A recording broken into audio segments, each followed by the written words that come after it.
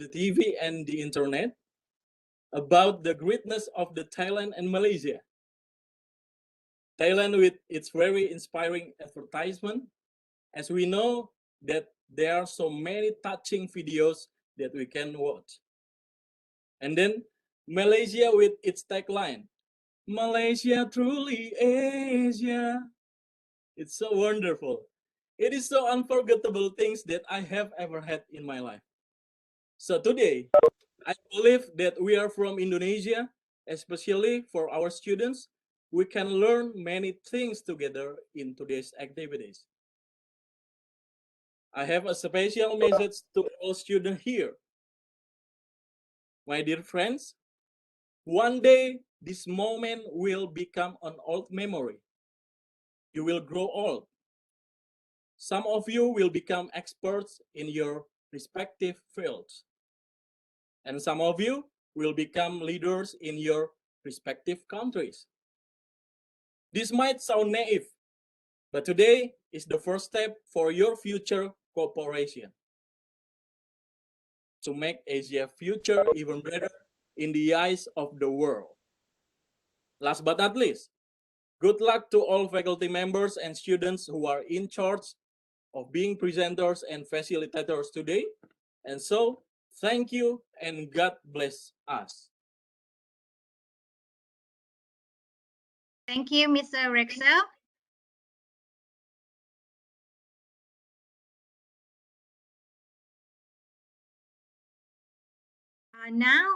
Next, may I invite Deputy Dean of Academics, Associate Professor Dr. Muhammad Hasru Zakaria, who is going to represent the Dean from University South Malaysia to come and greet all the participants today, please. Hi, could you hear me? Could you hear me? Yeah, okay. All right. Good afternoon. Thank you, chairpersons, and then the deans representative, deputy deans from Taksin University and ATMA JAYA Catholic University.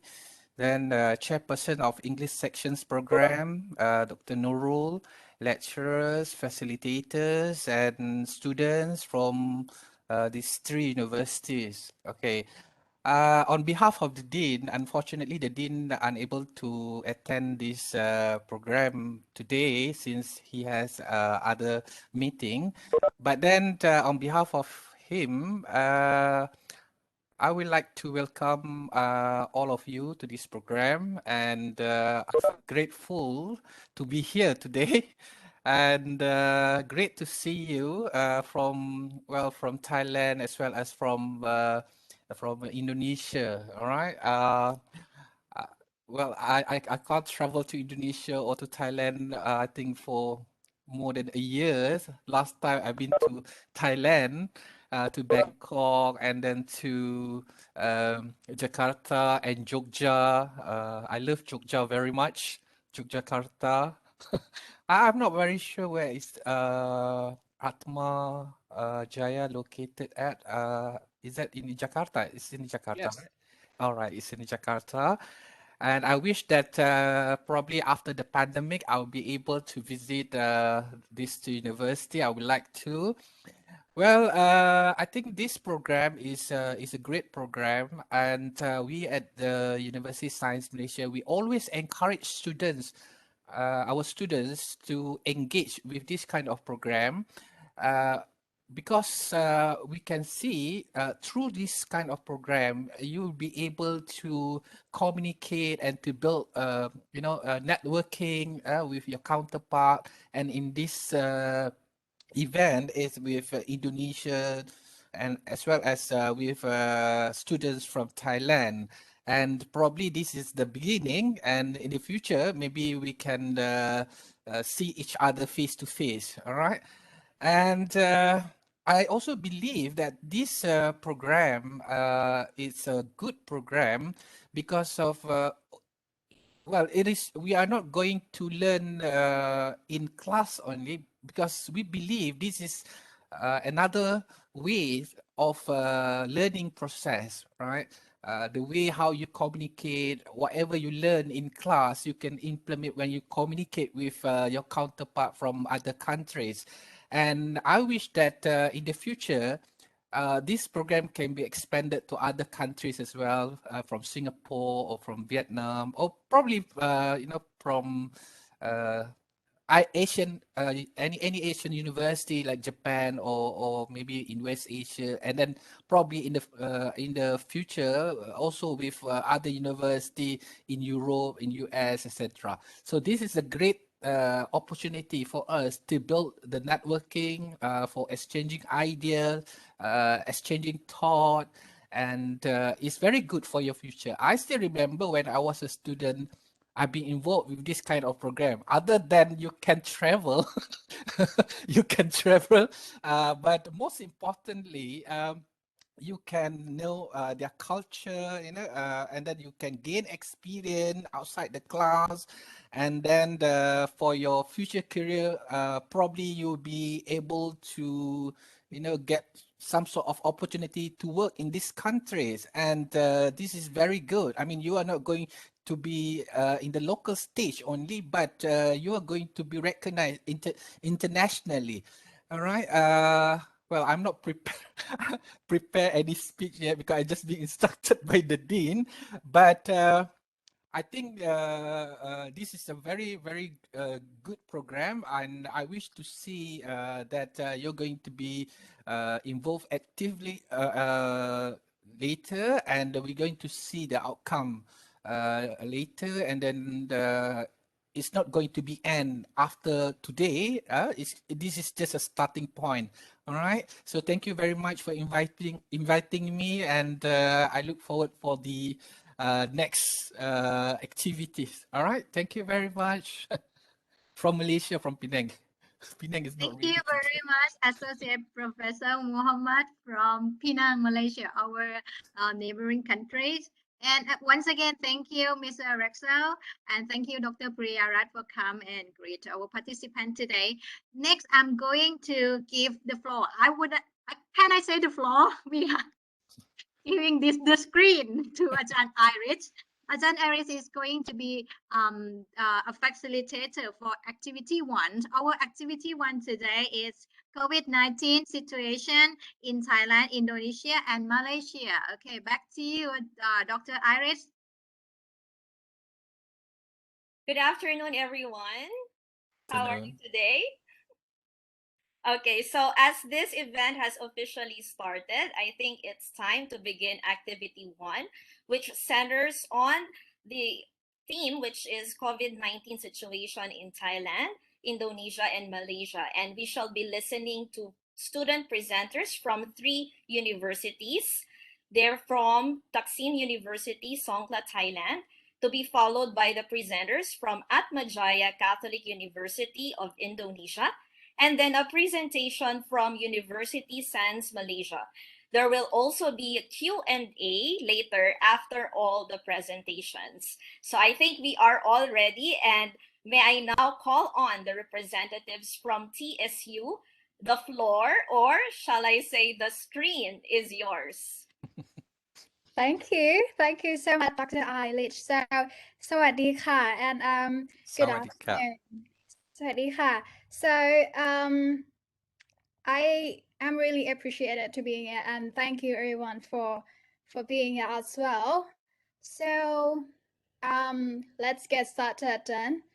It's been 2 years now that I have got a few questions, such as like what's make online learning different, or how is the situation in Thailand? What is the principle of online learning, and what are my experiences in online learning? Now I'm here to answer these questions to you. And I'm Apichaya Banchong. I'm studying in Faculty of Humanity and Social Science, which is in English major. Actually, we have 3, but the one, he just had his personal problem. So now I'm not alone. I'm here with my partner. Please welcome. สวัสดีครับ Hello everyone out there. My name is Ben Moot. I'm at Faculty of Humanities and Sciences for University Major.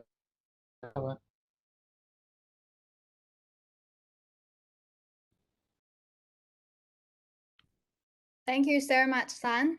So let's get started to the next page, please. As you can see, these are from the NBC from United States, and it says that the US media point out that the intelligence was ineffective, concluding the issue of origin of COVID. Now we are talking about the background, the origin of the COVID-19, because with suspicious growing COVID-19 emerged from the Chinese lab, President Joe Biden then ordering the US intelligence to redouble their effort and provided a report of the origin of the outbreak within 90 days. Next, please. And then, as you can see, it's quite a dramatic shift for the White House, because that just yesterday said any investigation should be run by the World Health Organization, but the president revealing that the US intelligence is currently split over two possible scenarios. As you can see, the first one, human contact with an infected animal, and the second is a laboratory accident. And the next one, please. And then it comes after the US intelligence report found out that 3 researchers from the Wuhan Institution of Virology become sick with COVID symptoms and even went to the hospital right before the pandemic began. And that's come up that there's still the statement of Joe Biden, please. And this one is statement by President Joe Biden that on the investigation into the origin of COVID-19, and it's been now 90 days yet an end, but public may have to wait on unclassified report. Now let's get back to my country, which is Thailand. So the first document case happened in the Suvarnabhumi airport back on January 3rd, 2020. Thailand began to have foreign screening measure at the Suvarnabhumi airport. As a result of the measure that day, Thailand found a case of COVID-19 in the country first, and was first case detected outside on January 12, 2020, which is a 61-year-old man from Wuhan, China. And January 31st, 2020, we found the first Thai to be infected with COVID-19, which is a 50-year-old Thai man working as a taxi driver, which he has a history of taking passenger from Wuhan with symptoms to the hospital. And the next one, please. This current number of cases in Thailand and in Songkhla province, which is my province right now, I'm living here. So Thailand saw 40,176 new cases in the last 24 hours and 228 new fatalities. This is from yesterday's report. And in Songkhla province, which is take on 7th. So according to the day before yesterday, there were 200 new cases and recovered 251 cases, but no fatality. Then now we have the measure that done to curb the effect of COVID-19, which the first way of health protocol or practice it in Thailand. And as you can see, is now in Thailand is like a combination strategy for containment and mitigating action was employed to delay the surge of severely ill patients who require isolation, oxygen, and mechanical ventilation. So the action include contact tracing. As you can see, these QR codes just everywhere wherever you go. Whenever you have to go in, you have to check in, or you're done with anything that you have to check out as well. Or if you have any phone in your hand, you can sign up on the organized paper, as you can see. And the next page, please.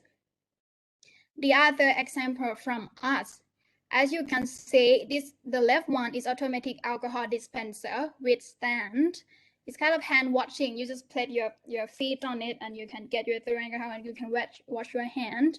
And the second one, you can see is the kind of camera that sensor your forehead, and then it can measure your temperature.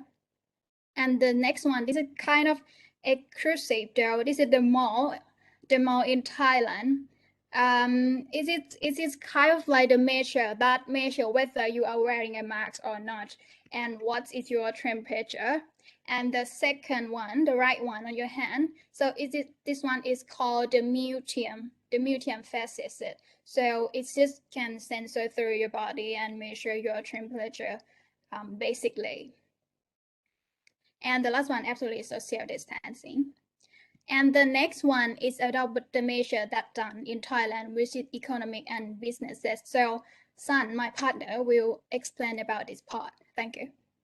Thank you, Pibin. And in this part, I would like to talk about economic and businesses in my country, Thailand. Like we know that so many long time that the world stuck in this situation, negative situation, I mean, COVID-19 pandemic, and most countries around the world choose to lock their country down. And in my country, which is Thailand also, I think that that is the first step that we should do. That is the basic way and easy way, and that is the right thing that we should do first to keep our people safe, that we should do first to keep our country and keep our planet safe. But we can't deny that as a result of lock the country down, that impact and affects economic problems in every department, such as hotels, tourism, or department stores. And in Thailand, about 17% of the people in my country who lack opportunity to work for their families or work for their life, especially in the poor who have to work day to day to make a living in their life. But in this situation, they have no work during this pandemic, and the government failed to run the country, I think, and the country lacks the strength to move forward with the economy. And nowadays in my country, Thailand owes $1 trillion or about $300 billion because Thai government borrowing money to heal people during this pandemic, but do not think to fix the issue, do not think to fix the problems at the root cause. I think in the best way that they should do, the government must to bring the quality vaccine for Thai people, for my country, because like we know, without people, a country will never be a country and the economy cannot run. And some believe that, we must open the country and run the economy, but some believe that in the best way that we should do is to lock the country down and keep people safe, keep Thai people safe. And nowadays, even the new order from the government that allows us businesses to return to normal, but it must take into account the long-term consequences that follow. I think that there is no perfect way to handle this hard situation, but I believe what we would have done is to create a lockdown even before everything was that big, because we lost so many lives and we can't afford it. And if I were Prime Minister, I will always choose people first, because like I said, without people, a country will never be a country and the economy cannot run also. We will never be Thailand without Thai people, and you will never be Indonesia and Malaysia without the people in your country. I think it is a must that we should take care about all people first during this pandemic. I stand here for love and peace and unity, because there will always be a solution no matter what our issues are, no matter what our problems are in this life.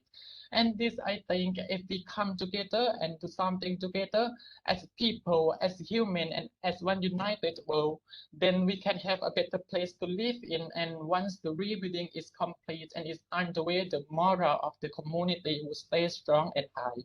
And I hope that after this pandemic, COVID-19 happened, we can be a better citizens and live with this planet as we together for a very long time. And for next part, back to you, my sister PB. Thank you so much, Sam. That's really touched my heart, Joe.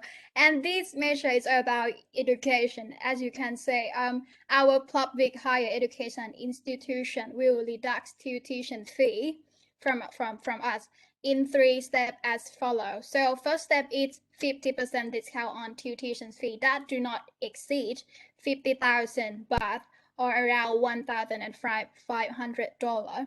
And step 2 is 30% discount on the parts ranging from 50,000 baht to 100,000 baht, which is around $3,000.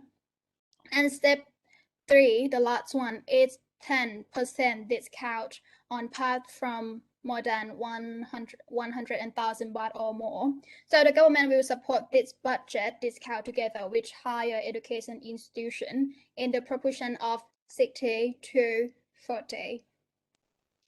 So this kind of health crisis. And the next place, please. Yeah, this is the health crisis and COVID. It is a big challenge for humanity, including in Thailand, because the epidemic has affected all aspects of people's life in an unprecedented way. However, the best thing we should all do is now to make an effort to get through this crisis and do not let the economic damage and hardship we experienced go to waste. So that should be learning and looking forward, post-COVID-19. So along with finding opportunity in crisis to create new, better society, that means we are going to come back here again in our activity too, which is about opportunity and challenges of online learning during the pandemic, which is voiced from students. It's mean from us. So thank you so much for your listening here.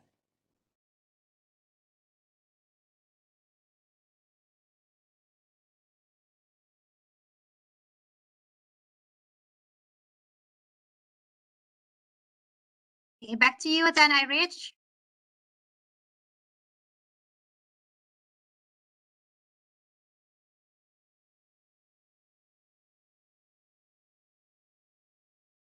Back to you, then Irish.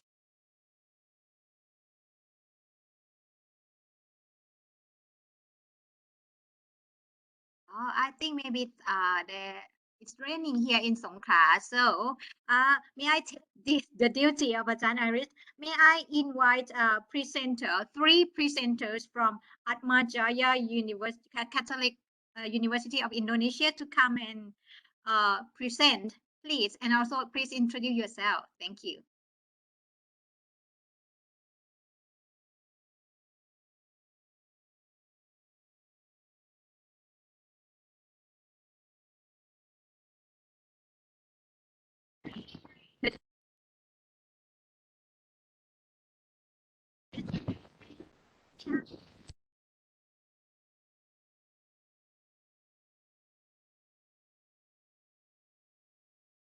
Okay, so hello everyone.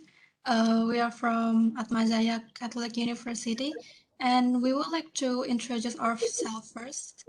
Maybe. So hello everyone, I'm Yona, and today I'm with my two friends, Jessica and Aurelie. Okay, so let's wait for our presentation. Okay, here we go.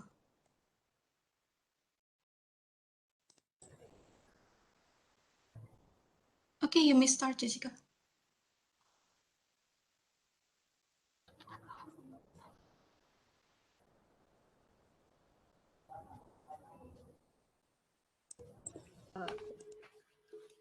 Please wait. I have some technical difficulties here. Yes, that's okay. Whenever you're ready. Okay. Corona has affected many people and caused people to despair, but that doesn't mean it ends like that.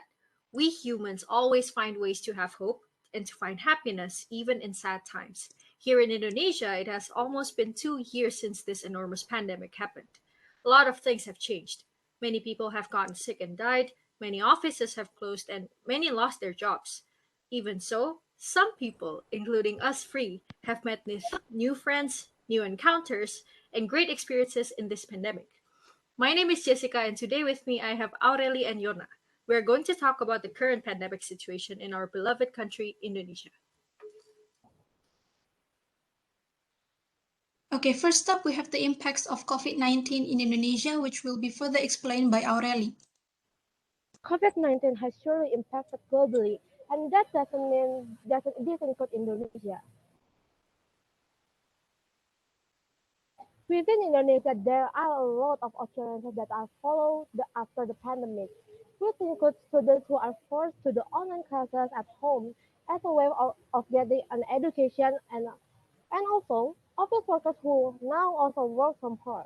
There are even people who lose their jobs because many job fields are closed off.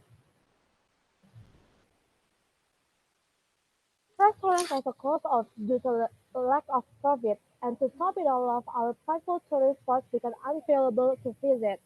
These occurrences all stem from the pandemic. We have regulation in order to hopefully reduce the infection rate. We will further explain this later. So, next we have statistics that explain COVID rates within Indonesia.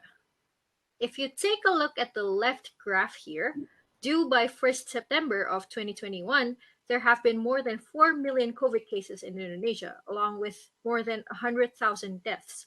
The rates first peaked at around the 25th of January 2021. Then it slowly declined. Then in June, the cases started to rise again and the graph reached its utmost peak on the 26th of June 2021. But fret not, as currently the rates have gone down rather nicely. To add, there have been more than 3.7 million people who have recovered. Now, this right screenshot here shows our beloved President, Mr. Joko Widodo, who has stated that he will be making the COVID-19 vaccinations free for all citizens. The data on the left tells us that nearly 100 million first vaccination doses have been given to citizens.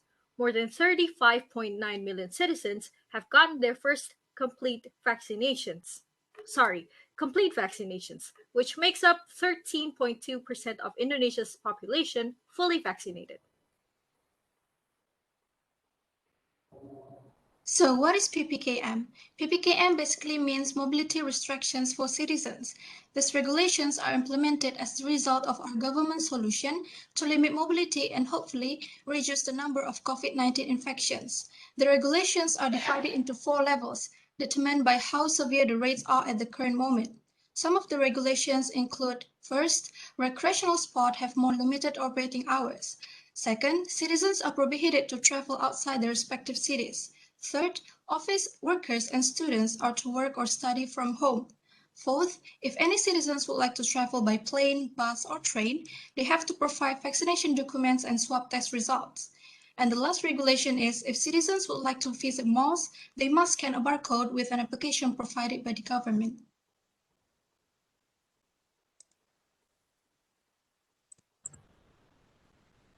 Now, as we can see in this screenshot, all employees in non-essential industries must work from home. Restaurants and cafes are only providing takeaway services. Shopping malls as well as public facilities, including parks and tourist sites, are closed. Supermarkets may only operate until 8 p.m. at 50% capacity.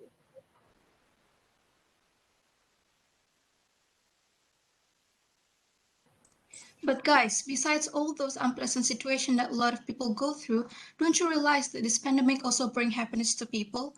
People start to do their hobbies or start find new hobbies. For example, in my case, because of this coronavirus, I found a new hobby, which is watercolor painting. Not only that, I had a lot of free time during this pandemic, so I used that time to learn how to drive a car. Oh, is that so? Well, speaking of skills, due to online schools, I learned how to edit videos for school projects. I first researched free editing applications and then asked for advice from my peers. Because of this skill, I managed to become part of the student executive committee. Wow, that's so great, guys. For me, due to COVID-19, I started to revisit my old hobby, which is making nail art on my own nails or my friend's nails. In addition, I also learned new things, namely learning the art of sewing, or commonly called embroidery.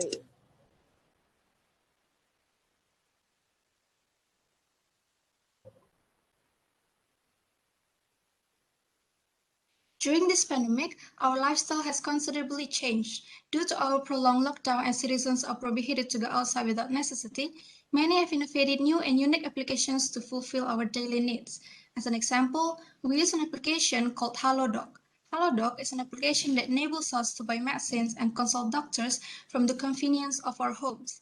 Other examples that help us with food department include GrabFood, GoFood, ShopeeFood, and HappyFresh. These applications accommodate food, snacks, and beverage. HappyFresh is an application that mainly focuses on selling fresh groceries such as vegetables and fruits. All of these applications are very practical and convenient because we are able to get what we need within the same day we place our order. We also interviewed a friend who started a new business during this pandemic.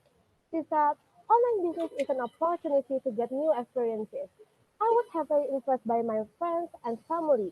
My parents have actually already had a healthy drink business, which also inspired me to begin my own food and beverage businesses.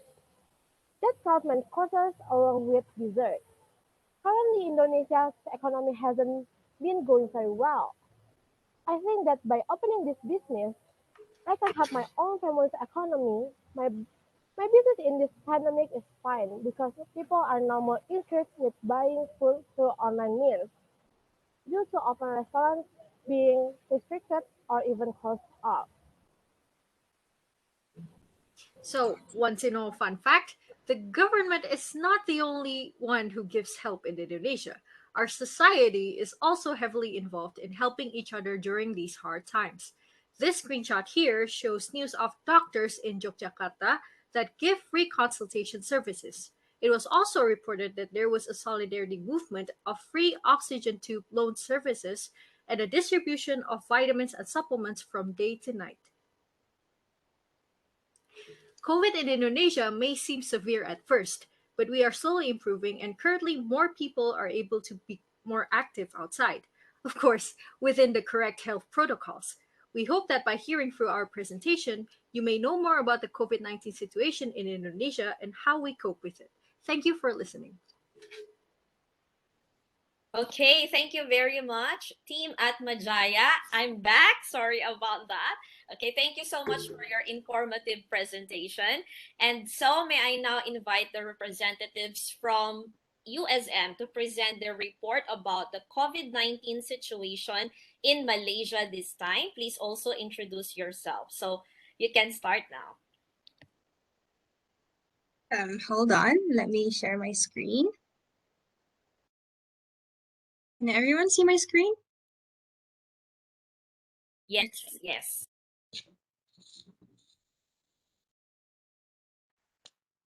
Okay, so good afternoon, everyone.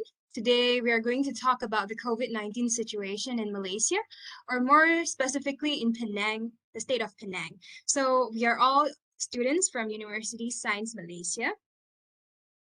And this presentation will be presented by three presenters, namely me, Loco Lin, Yojai Faith, and also Mohita Ramachandran. So what are the contents of this presentation? This presentation is segregated into 4 parts. The first part being the first cases in Malaysia, the Malaysian federal government initiatives comprising of movement control order, vaccination campaign, the My Sejahtera application. Next, the Penang state government initiatives with the very detailed presentation of Penang state government initiatives, the recovery plan, the vaccination campaign, alongside with the cases and findings. So the first few cases in Malaysia can be segregated into 2 parts also. The first one being the first detected case in Malaysia on the 25th of January 2020, where 3 Chinese nationals who previously had close contact with an infected person in Singapore traveled into Malaysia via Singapore on the 24th of January 2020. So the second case is the first detected Malaysian case on the 4th of February 2020, where a 41-year-old man had recently returned from Singapore when he started to develop a fever and a cough. So both of these cases were actually treated in our main capital's hospital, which is the Sungai Buloh Hospital, and also the first hospital dedicated to treating COVID-19. So what are the federal government initiatives in Malaysia? So firstly, we have the movement control order, similarly to lockdowns over in Thailand and over in Indonesia. So the movement control order is a series of national quarantine measures implemented by the federal government of Malaysia in response to the COVID-19 pandemic in the country. So these are the series of movement control order implemented. The first one being MCO or FMCO, which stands for Full Movement Control Order on March 2020. And then the next one would be CMCO, or the Conditional Movement Control Order, which is on May 2020, or Phase 1. So under CMCO, schools and universities are closed, whereas sport activities are heavily restricted. So ever since the MCO started, virtual learning has also started. Accordingly, CMCO virtual learning is also carried on. RMCO, on the other hand, who has started on June 2020, is a stringent set of protocols where most businesses can operate to boost the economy sectors. And we started CMCO yet again on March 2021. And then in some areas, EMCO or TEMCO, or the Enhanced Movement Control Order, is set up and implemented because these are targeted areas or zones where it's more prone to create more clusters of COVID-19. So now it's the vaccination campaign in Malaysia. So what are the vaccines available in Malaysia? We have 7. The first one being BIVP vaccine, and then the BioNTech Pfizer vaccine, the CanSino vaccine, the AstraZeneca vaccine from Oxford, the Johnson & Johnson vaccine, the Moderna vaccine, and lastly, the CoronaVac vaccine. So we also have a MySejahtera application. So what is this application for? This application was developed by the government of Malaysia to assist in managing the COVID-19 outbreaks in the country. Some of the functions being able to check in or check out into locations and check whether the place that you are at right now is a hotspot for COVID-19, and also your vaccination updates. So right now, I will pass it to the next presenter. Thank you very much. Hi and good afternoon, everybody. My name is Faye. Today I'll be talking about specifically the Penang state government initiatives. So Penang is a state in Malaysia. It consists of a mainland and a smaller island. Next slide, please. Okay, so we'll first begin by looking at the detail of the Penang state government initiatives, which are as follows, but not just limited to these 6. So the first one is supporting the federal or central government's movement control order, carrying out Penang Lawan COVID-19 campaign, or in English, it's called Penang Fight COVID-19 campaign, supporting state health department in terms of medical equipment. Next is that the people's representative service workers, service center workers, and non-essential service workers work from home. And last but not least, the state government has also provided a financial aid of 75 million ringgit to help affected groups. Next slide, please. So in conjunction with the movement control order, the federal government has also released a recovery plan for the nation. And now we shall look at specifically the recovery plan in the Penang state itself. So right now, Penang is in the second phase, as you can see, phase 1 and phase 2. So since the beginning of the COVID-19 pandemic, all educational institutions have been shut down and all students are carrying out virtual online learning. So in phase 2, only exam classes are allowed to return to schools, and educational institutions have not been fully reopened yet. And there is also no socializing outside your household. We have a very strict traveling policy where only a maximum of 2 passengers are allowed in a vehicle at one time, and these passengers are not fully vaccinated. And only outdoor non-contact sports are allowed during this time. Next slide, please. However, as we are in the phase 2, we hope to proceed to phase 4, which is the complete and the least stringent phase of this recovery plan, where most sectors are already being reopened. So religious congregations are allowed, educational institutions are reopened, businesses can carry on operating as usual, social activities are allowed at a 50% capacity, traveling across state and borders are allowed, and dining in is also allowed. Next slide, please. In conjunction with the federal government's vaccination campaign, Penang is also eagerly pushing for vaccination for all the adult population in Penang, and also now we've begun vaccinating for teenagers above 18 years of age. So as you can see, 100% of Penang's adult population have already been vaccinated and have already registered for the vaccination. And 67.2% of the adult population has received their first dose of vaccination. There are a total of 28 vaccine administration centers in Penang itself, out of which 2 of them are our own university campuses. Next slide, please. So speaking of our university campuses, the University Science Malaysia was one of the first universities to transition into online learning when COVID-19 first hit Malaysia in March 2020. It is also the first university to publish guidelines on response and readiness plan for the COVID-19 pandemic. Now, the university has also carried out a list of initiatives to help the staff and the students who are on campus, such as setting up a special crisis committee to handle the COVID-19 pandemic, providing students on campus with free daily food coupons, setting up Line Hayat, or a mental health helpline for students who wish to receive services to who wish to access like services such as anonymous calling to talk about their mental health issues, and also health checkup for staff and students, especially for COVID-19 symptoms. The university also partnered with volunteer organizations to cook and supply meals for the on-campus students who are not able to get food from other places outside of the campus. And last but not least, a special COVID-19 fund to aid students and staff, especially those serving as frontliners, were set up. And on the left side, as we see in this infographic, this is the total amount of contribution that the COVID-19 USM Fund has received as of 17th April 2020. Next. All right, now I shall pass it on to the next presenter. Thank you. Okay, thank you, Faith. Hi, everyone. My name is Mohita, and I'll be continuing on the cases and findings as of now in Penang, Malaysia. Next slide, please. As shown here, the first recorded case in Penang was on the 11th of March 2020, when a spokesman from Motorola in Bayan Lepas, a district in Penang, confirmed that one of its engineers had tested positive from the virus. This came about after the man was in contact with another man from Kuala Lumpur, another state in Malaysia. Next slide, please. As of 8 September 2021, as you can see here, the total number of recorded cases in Penang has reached a cumulative number of 100,906 people. On the 8th of September itself, Penang recorded a total of 2,474 infected individuals.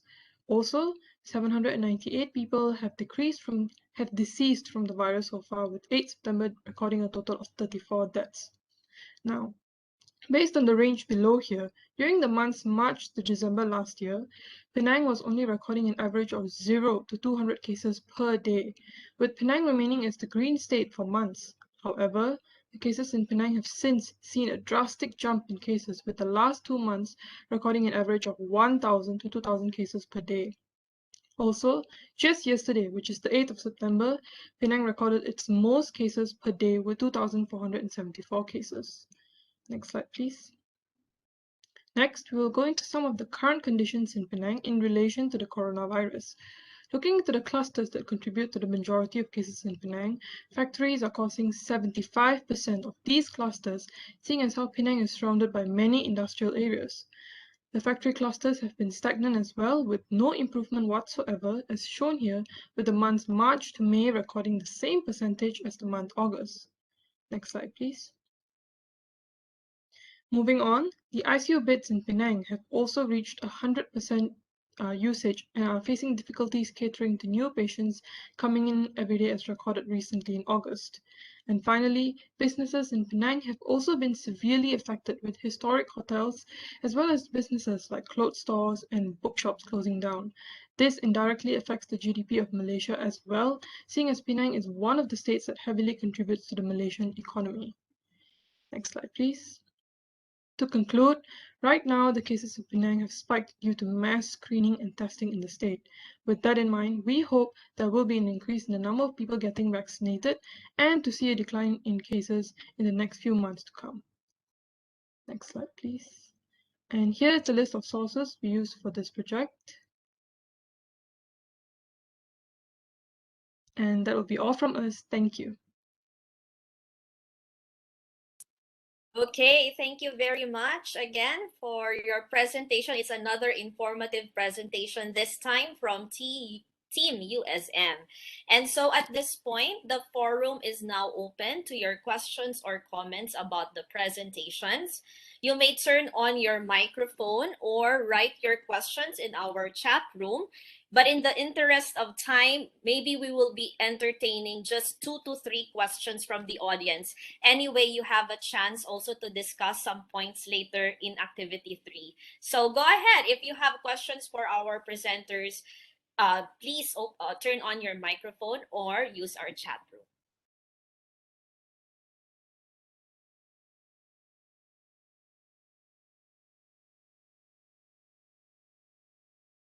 Hi, I have a question.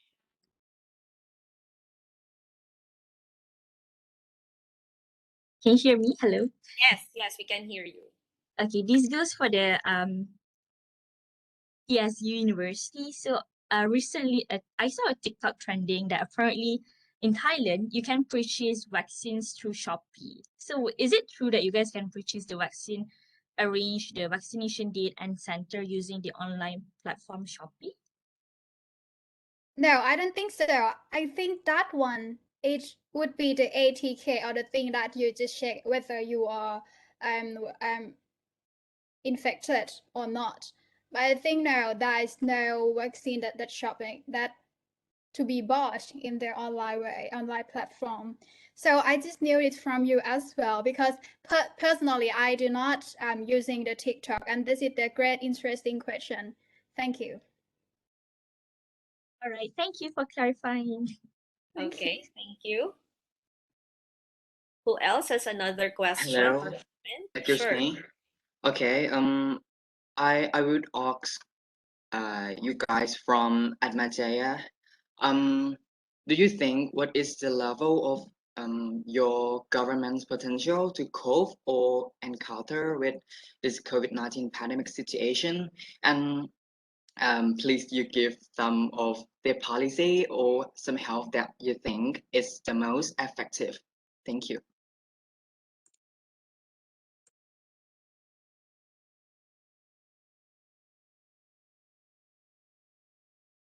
This is a question for the presenters from ATMA JAYA, right? Yes, Okay. please. Thank you.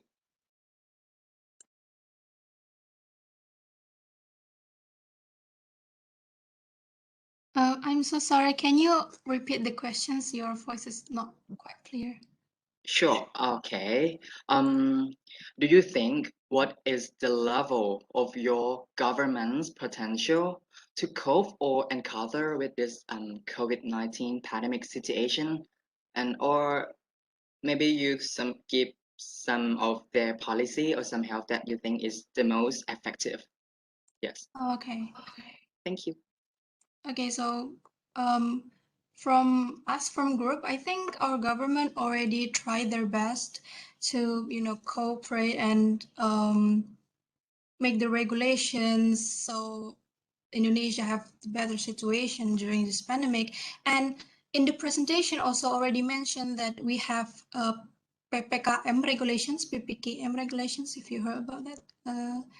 Yeah, so yeah, that is the one of regulations. And yeah, I think the regulations is quite effective until today.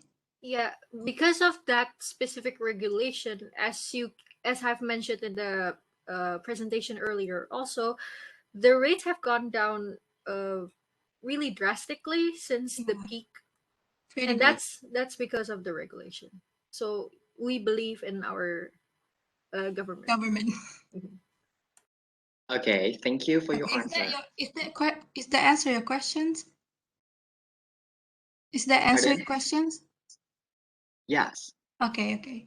Thank Okay, you. thank you for the questions. Okay, Thank you thank for you your answer too. Okay, so maybe we just have room for one last question for this session. I have a question for USM from Malaysia. So you know what, in Thailand have many numbers of students have cannot access the technology. So especially in rural areas. So did your country have this problem like Thailand, and how your government handle with it? I can answer this question. So, Okay. or who wants? I think somebody wanted to answer, but I'll answer first. So basically, we do have cases where our students have difficulty in having a good internet access. But personally, for USM itself, USM actually have given us a choice to go back to the campus if we have like poor internet connectivity to have classes over there. So that's one of the initiatives that's carried out by USM. For the government initiative as well, they have given us a 60 GB, if I'm not mistaken, SIM card for students to claim for a month, and you can top up accordingly if you need more. If any other presenters wants to speak up, please do. I'm sorry for interrupting just now. All right. Hi, everyone. So I'm adding on from Colin. So not just USM, but the whole our government also give a help of a free devices such as laptop, and also a free like a SIM card for, it's called YAS.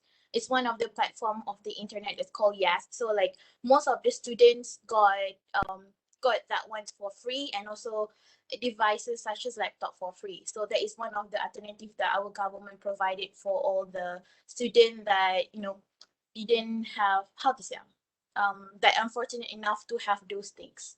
So yeah, thank you. Did I answer your question? Yeah, it's clear. Thank you. Okay, thank you very much again to all the presenters and to the participants who asked questions. I'm sure you will have time later also for activity 3 to continue your interesting discussion. But of course, at this point, I think it's time to end our activity 1 of this event. We are still left with the challenge, of course, to continue to work together and inspire one another in facing this worldwide issue, so that the call to action that we've been hearing from the participants, of course, will be translated into positive outcomes. So again, this ends activity 1 of this event, and I think we are all ready for activity 2. So may I now turn the floor over to Dr. Nurul. Okay, thank you so much, Irish. And thank you to all the presenters from Activity 1. Good afternoon, Assalamualaikum. My name is Dr. Nurul Farhana. I am one of the facilitators from University of Science Malaysia. And our participants here are all my students, English language and literature studies students. Okay. Right, so we will now move on to our second activity. And this is actually a very, very interesting activity. I've been personally looking forward to this one. The topic is opportunities and challenges of online learning during the pandemic, voices from students. Okay, and as per usual, we will have three teams from the 3 universities to present on this very interesting topic. And basically, I can just take 1 minute to explain what this topic, how we interpreted the topic. Okay, so this topic will, look at the focus is on the students' voices, their own personal experiences, and generalize also in terms of, the good and the bad of online learning during the pandemic. Okay, so of course, there were many challenges for the students, and also I think for lecturers as well.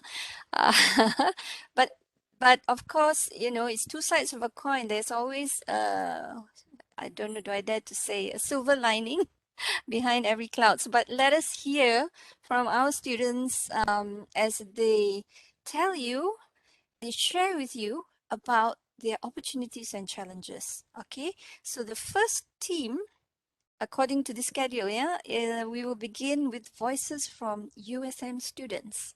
So I would like to invite the 3 presenters for activity 2. Over to you.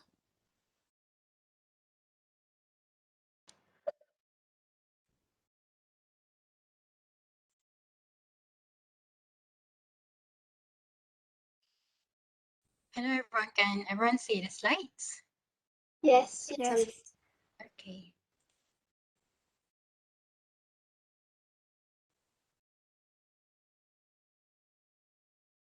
Oops, sorry.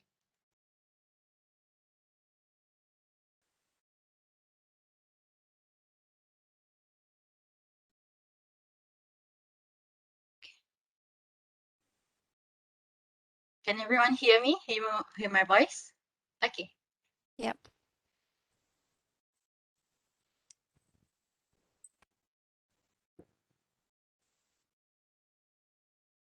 Hi, how's everyone doing? I hope everyone is doing okay.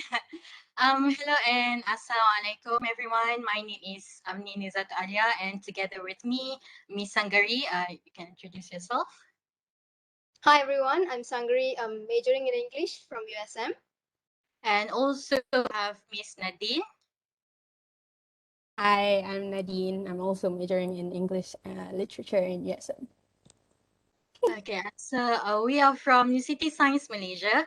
As for the second activity, we will be talking about the opportunities and challenges in online classes during the pandemic from our own perspectives as a student. So due to the COVID-19 pandemic, we all know that schools and universities all over the world have transitioned into online classes, and the health and safety of everyone is the most priority during the pandemic, and online classes and online school are only the best options during these times. Online classes during pandemic may be difficult and everyone has affected in the world. But by looking to the bright side, there are some opportunities that we can actually gain as a student during online classes. And in my personal opinion, it has actually increased my productivity. Why do I say so? First, the flexibility. Online classes offer a flexibility in ourselves as students in terms of time, doing our tasks, and etc. Also, I can take my online classes anywhere as long as I'm comfortable and it supports my learning style, because I think not everyone has the same learning style, right? Some of us prefer to do it in bed, some of us prefer to do it in the living room. So it totally depends on ourselves. As for me, I would prefer listening to music in my study table. I love it when my study table is tidy and clean, and usually I'll have my own planner to organize my schedule, and it really helps me a lot. Secondly, it supports the individual focus zone. As I've mentioned before, everyone has their own learning styles. And with online learning, I am able to be more focused as I am comfortable. I'm comfortable with my own learning style. Also, I am able to log into my devices anytime, so I don't have the restriction in helping myself coping with the online classes. And don't we forget the privilege of having recorded classes, the biggest savior when it comes to online learning, because you can always look back to the lecture videos whenever and anywhere you want. Third, by using additional learning tools. I think I've used more than 3 learning tools that actually help me to get through the online learning. It makes a huge differences, and we can actually brush up our skill as well. I noticed by learning these skills, it helps me to achieve the productivity in the long run. I pass to the next presenter.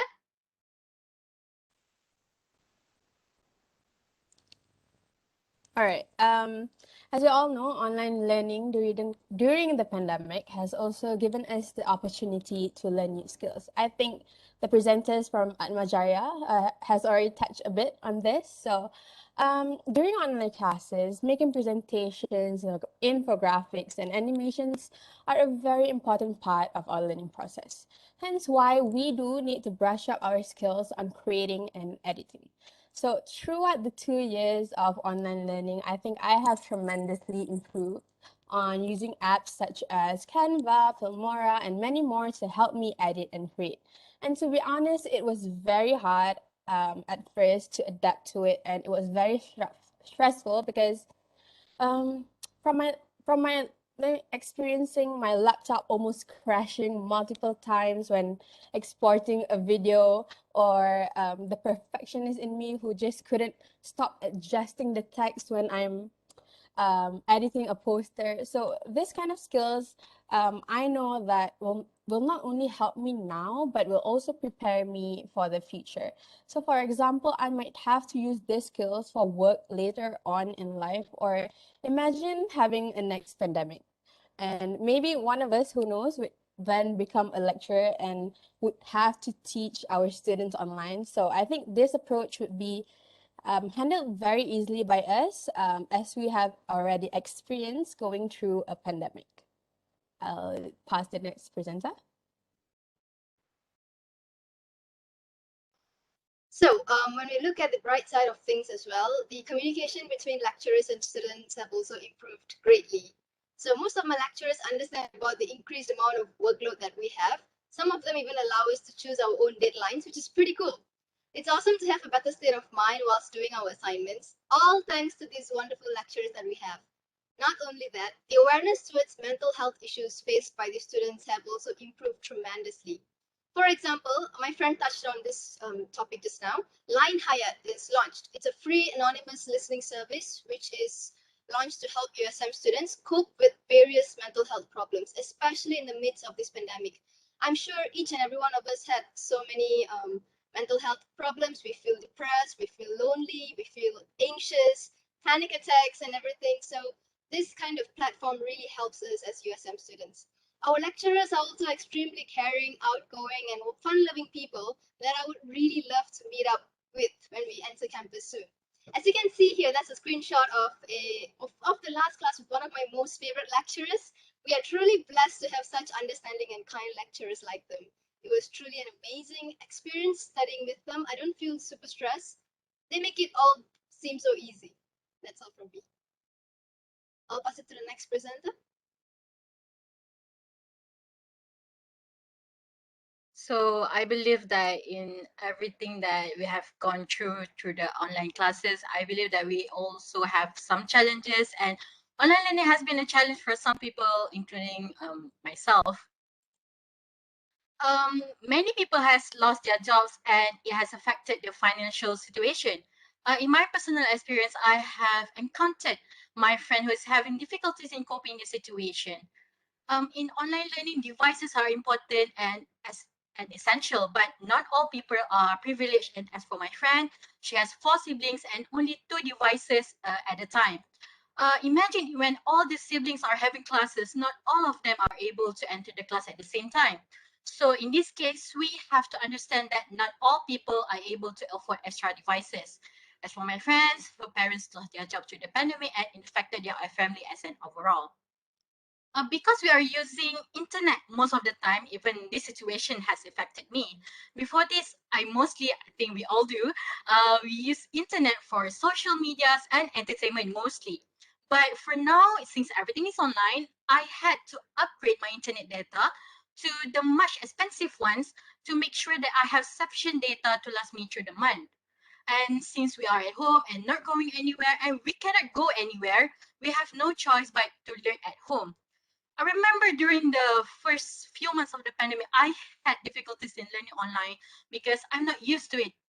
And this one time, I had a presentation and suddenly the noises from the construction in the neighborhood area has affected my online learning. I cannot go to them and yell, "Hey, I'm having online classes. Can you be quiet a bit?" So I just have to get through the class with the noises in the background. Even my siblings sometimes interrupted my online classes. Life is difficult sometimes. And I think this is one of the most crucial issue that we must touch on, and for sure most of us are experiencing it. Taking care of the mental health is important, and for some people, online classes have affected their mental health. In coping the online classes, I tend to overthink sometimes when I'm delivering my task, thinking if are we doing enough or too much. This is unhealthy, I know, but when you are coping it alone, it sometimes let us bury the thoughts to ourselves. Okay, this is kind of embarrassing, but I think I cry more during online classes after online classes started. But it's okay to cry. It's okay. It's normal. I think we all cry, right? So, but remember the pre-pandemic times, we used to go to the cafes after classes, going to the shopping mall to shop with our friends. good times, isn't it? But now it's different. And in my situation, I love talking with my friends about everything.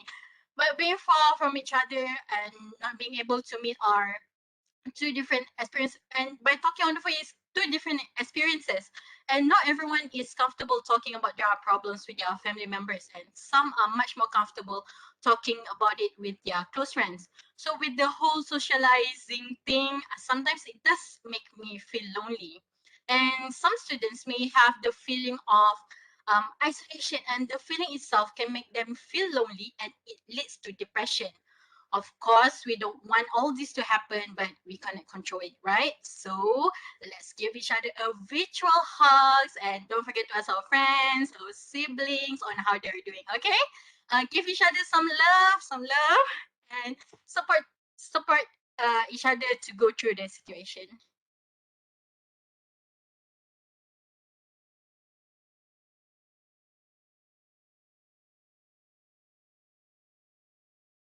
Next slide.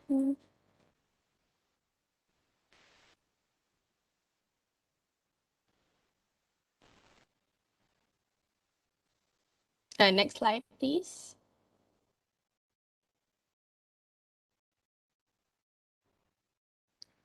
All right. Okay, I'll continue. Now, having a heavy workload is also a challenge for all of us too. I'm sure you all are aware. It affects us physically, mentally, and also emotionally. And for us, during online classes, online learning, there are much more grades given for our assignments compared to final exams.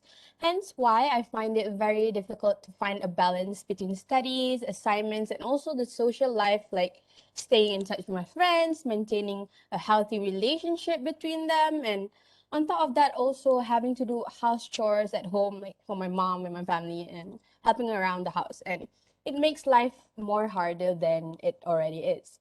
And having a heavy workload will also affect us physically. So more work would equal to more screen time, and that would also affect our posture.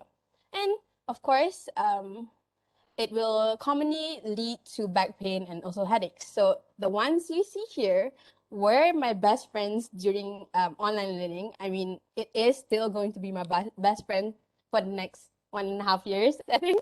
But yes, every now and then I would solve all this problem with using things like this to help.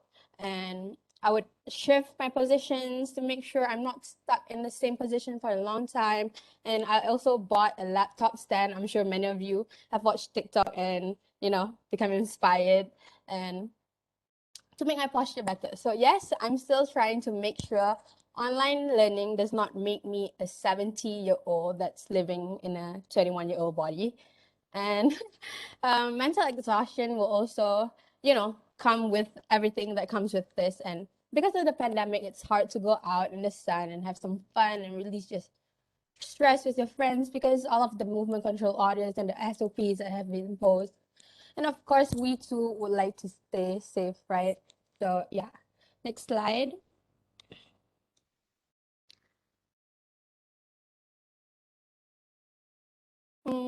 The lack of social interaction between peers and lecturers are also a challenge that we all have to face during online learning, unfortunately.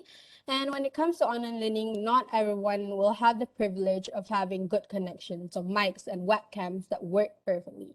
So having an audio, video, and connection problems can easily affect the amount of social interaction you have among your peers and lecturers. And it doesn't always feel the same. You no longer have the experience of going to the library or meeting up with your friends during a discussion, and making the shift from seeing each other daily to seeing them only through a small screen was a real challenge for me. But now what I like to do with my friends is to get into the productive mode by making a study room on Discord usually. So we would open our cameras, but would mute our mics and only turn them on if we have questions for each other. But personally, I think it does help me a lot. It makes me feel as if I'm in front of them and feels like we're actually studying together in a library. So yes, I think I would totally recommend doing that with all your friends. And when it comes to lectures after classes, some are actually hard to contact when we're online and we can't really go to their offices, right, to ask questions. So I've also experienced lecturers themselves getting disconnected and the whole class would panic and no one would know what to do. So it's a challenge to communicate with them also through like WhatsApp or Telegram, and it can lead to miscommunications. And when you're typing, we don't really know the exact tone of the other party. So we're not sure whether your lecturers are mad at you or they're joking. So I think this situation makes it a little more stressful when we're learning online during a pandemic. So yes, that's all from me. Thank you. Okay, so apart from the points that my friends mentioned before, not all of us, we have a peaceful and comfortable space which is designated for us to study undisturbed, where such environment is crucial for a better learning experience, especially now with online learning. But sadly, that's not the case. Most of us just enter the online meeting room and zone out due to the lack of interaction, especially when the cameras and microphones are switched off. Even I'm guilty of that. So we try our very best to focus, I understand, but nothing beats a good, jovial, lively classroom environment that we all surely miss. So this is a personal story from my side. I'm working in my father's restaurant and studying all at the same time. So I practically have my own mini office in my father's restaurant in a corner. So it's often very noisy. I can't always unmute myself and speak without causing any distraction or potentially destroying someone's eardrum in the process. I mean, it's an ugly process. I don't want to do that. So I can't help it. And I need to help out in the shop as well. So half of the time, I can't really focus with the demanding customers and all. Next slide, please.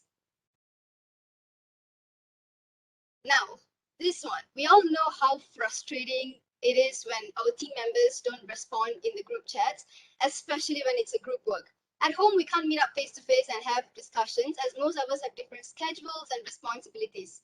Not all of us are online at the same time to discuss about the project. Like for example, imagine this, when you're in campus, you could go over to your roommates' rooms, or you could meet up in cafes, have a meal together, have a drink together, discuss about it. But when it comes to online setting, you can't do that. We are lacking in social interactions. So there are some students who are also less willing to work together. Some prefer doing their work on the 11th hour, thus causing so many last minute problems. So then the whole group has to pay for it in the final minute. I'm sure every one of you have gone through that situation. So yeah, that's all from us. Hope you enjoyed the sharing and thank you so much.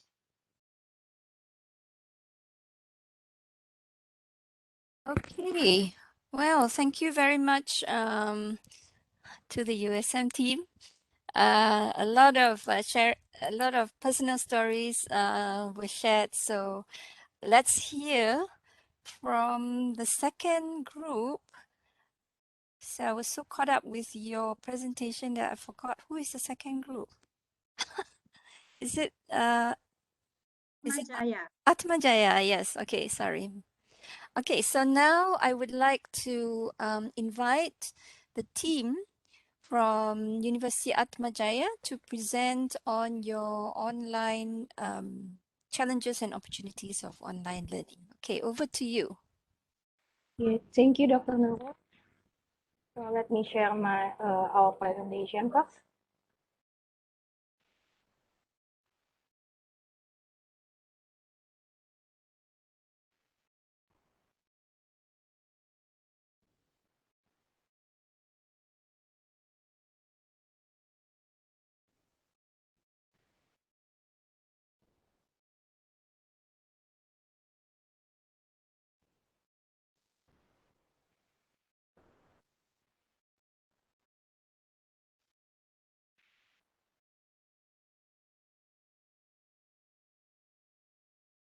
So can you see my screen?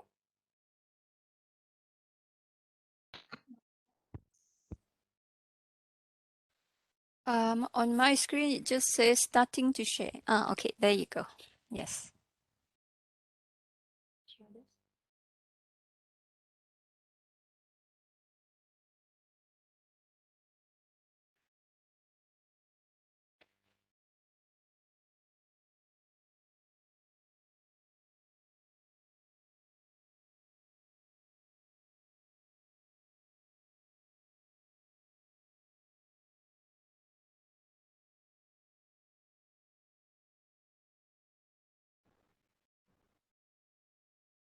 Okay, so everyone can see my screen right now?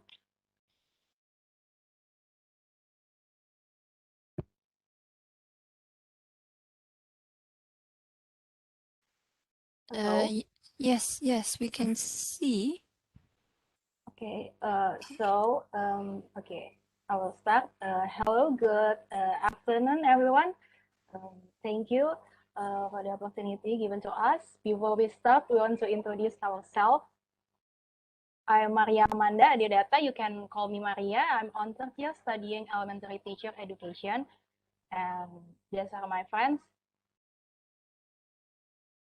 Everyone, my name is Johanna Putri Damayanti. I'm majoring in guidance and counseling. Everyone can simply call me Hannah. Hello everyone, my name is Gisela Rosa Mistika Sanjaya, or you can call me Giselle. I am majoring in religious education.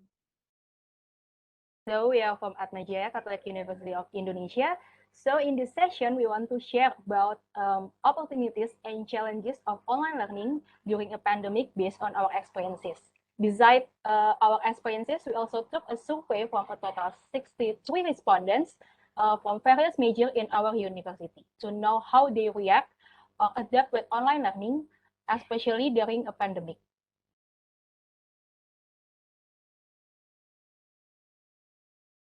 At Jakarta, especially in our campus, we started online learning in the middle of March 2020. So how did we react? How was our impression of online learning for the first time and during online learning until now? Okay, start from myself. I felt happy in the early days of online learning because not much time is spent on Google, and it is one of the reasons why I support online learning. Just a little time can be useful for me to do many activities. But as the time passed by, and it has been almost 2 years, I realized that the pleasant impression disappeared. I feel like I have lost connection with the outside world. No more eye contact or having fun together with friends. I hope the world gets better so we can meet in person.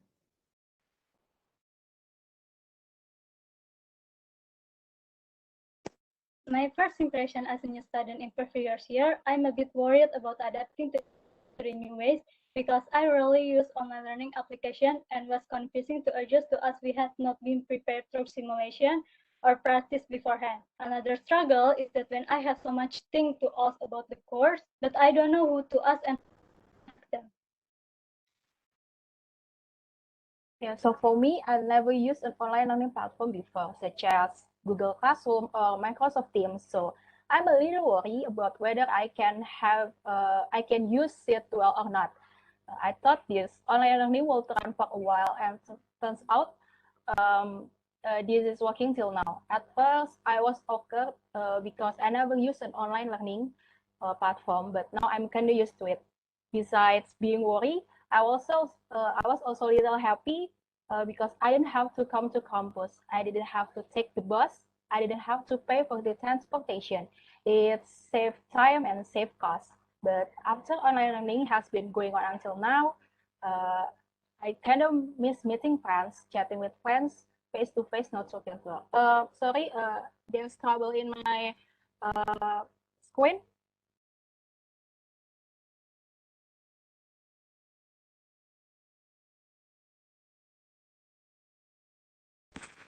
Yeah, for me, it's can't really see anything. Oh, sorry. Okay, let me help you. Okay, let me help you. Please click stop sharing and then share again. But this time, hit the button called screen sharing, not the program. Go to the left hand side and then click choose that one first, and then hit the word share under. Don't share only the program. Share the whole screen. Okay, right.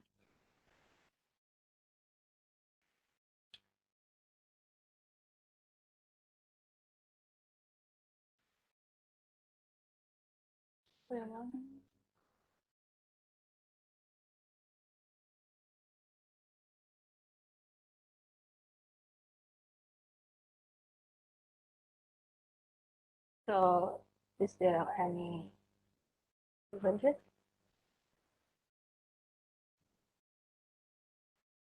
Okay, we can see it now. Okay, thank you. Okay, so We'll continue. And okay. Please, Giselle, you can continue. Is it opportunities?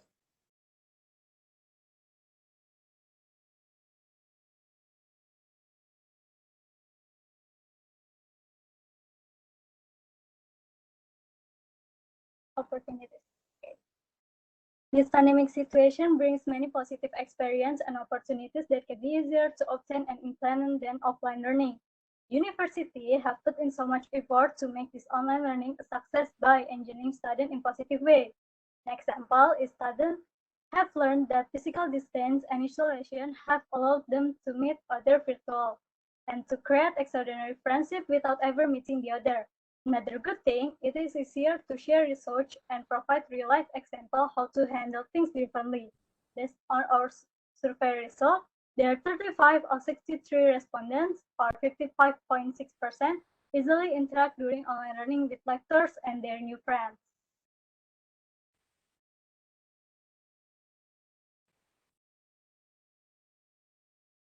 The COVID-19 pandemic teach students to be more independent, looking for the opportunity to develop their knowledge in the pandemic.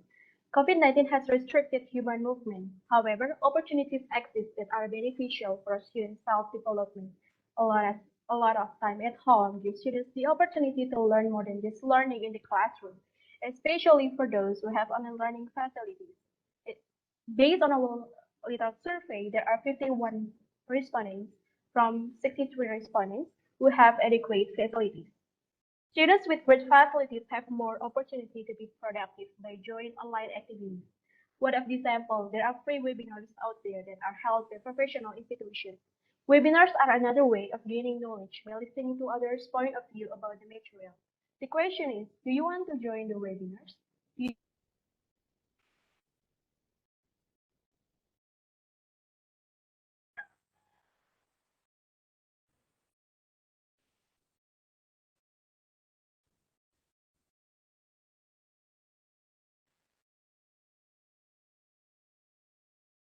Oh, I think our presenter has perhaps some connection issues.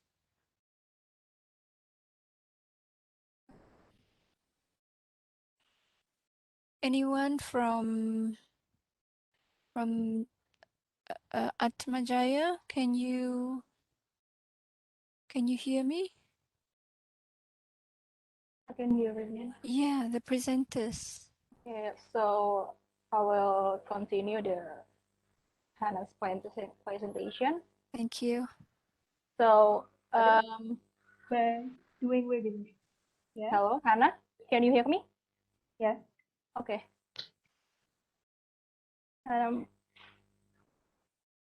You may continue, Hannah. Okay. Okay, as you can see on the right screen, there is a screenshot of the webinar that I have sent. The webinar is about toxic positivity and how it influences social relationship among people. All the audience came from different ages and backgrounds. It was great that students can gain confidence by transforming knowledge and improving their public speaking skills while doing the assignment.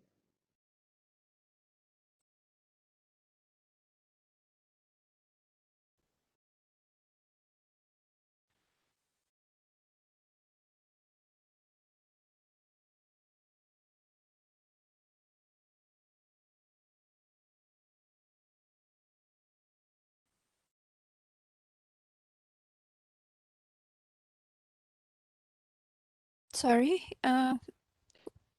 is there? Oh yeah. Yeah. Okay. I'm sorry. Okay, so I will continue. So in my case, I have more time to learn and try new things. Last year, I tried to take an online course from Coursera.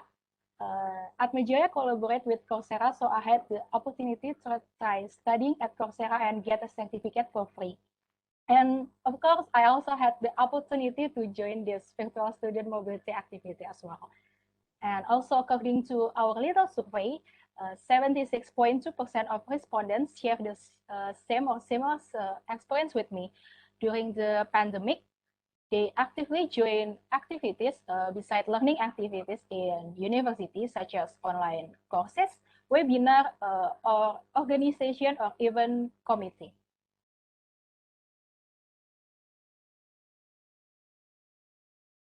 So, however, even though this pandemic situations bring many opportunities, there are challenges that also appear. First, technical problems.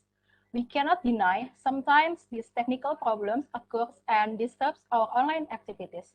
Moreover, in Indonesia, the availability and speed of an adequate internet network hasn't been spread evenly. Even though we are in Jakarta, we have some friends who live outside Jakarta too. Sometimes our communication is interrupted due to the bad internet connection problems. Even though you are in Jakarta, it doesn't guarantee you have a good internet connection 24/7. The internet connection is sometimes bad than mental health during pandemic. This pandemic situation requires us to stay at home, only leave the house if necessary. Such as like shopping for house needs. We must feel bored or stressed because we stay in the house for too long. This can have an impact on how we can complete tasks. Because we feel bored, we can also procrastinate work so that our work takes a long time to finish, not finish, or even not done well because our good is not good. Okay, next, there are various assignments during online learning. Assignments given by lecturers, both individually and in groups, have their own challenges in the process. Group assignments involves a lot of collaboration between students, even though the work is done online. Each member has their own task responsibilities that needs to be done so the group can complete tasks on time.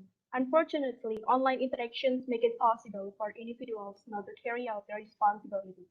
The absence of interaction members make social control among members weak.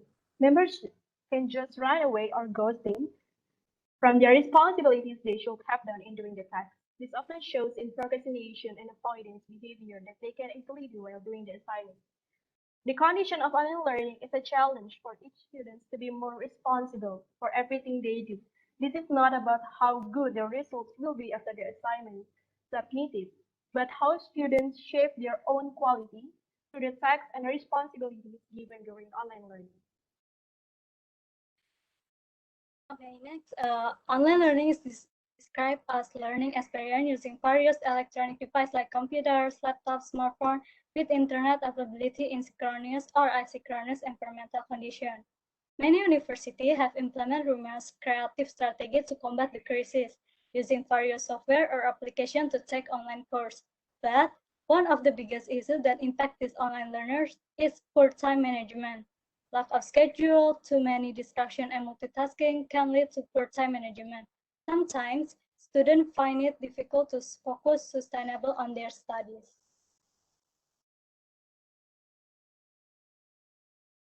Of course, we must be able to overcome the challenges that arise so that the opportunities and all the activities we do during online learning can run well.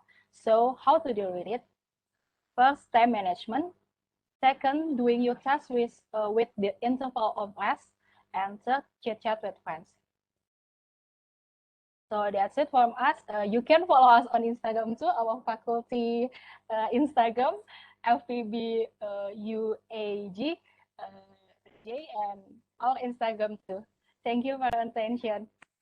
Okay, thank you very much to team from ATMA JAYA for a very interesting sharing session as well. So finally, we come to the third group, team from Thaksin University. So I would like to invite the team from Thaksin. Thank you, Dr. Noron. Thank you. Thank you.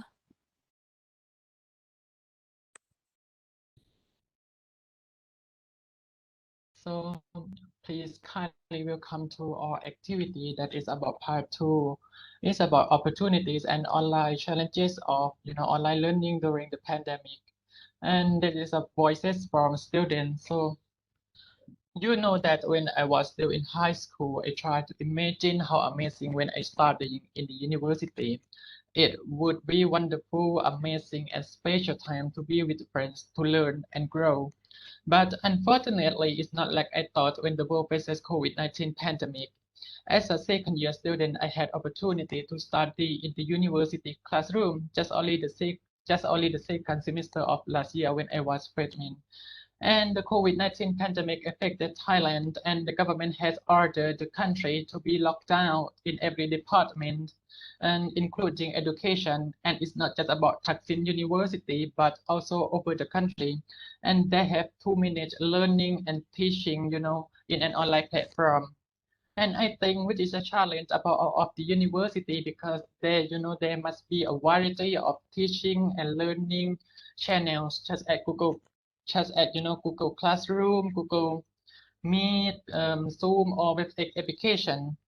And I think they must to improve and develop learning and teaching to keep up with 21st century when we rely on technology to study online.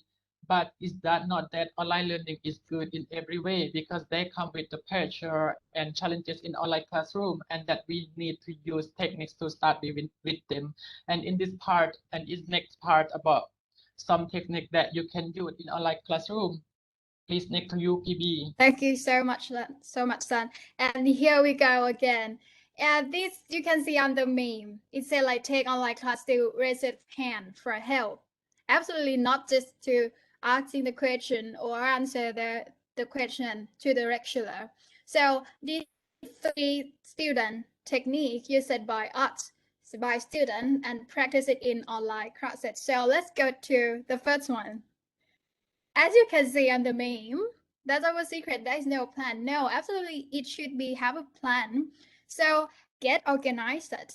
So before the semester begins or the class begin, ensure you have the technical capability to access the required class materials, including ebooks, online books, and class website. Take the time to practice and navigating the online system so you will be prepared for your first class or first semester.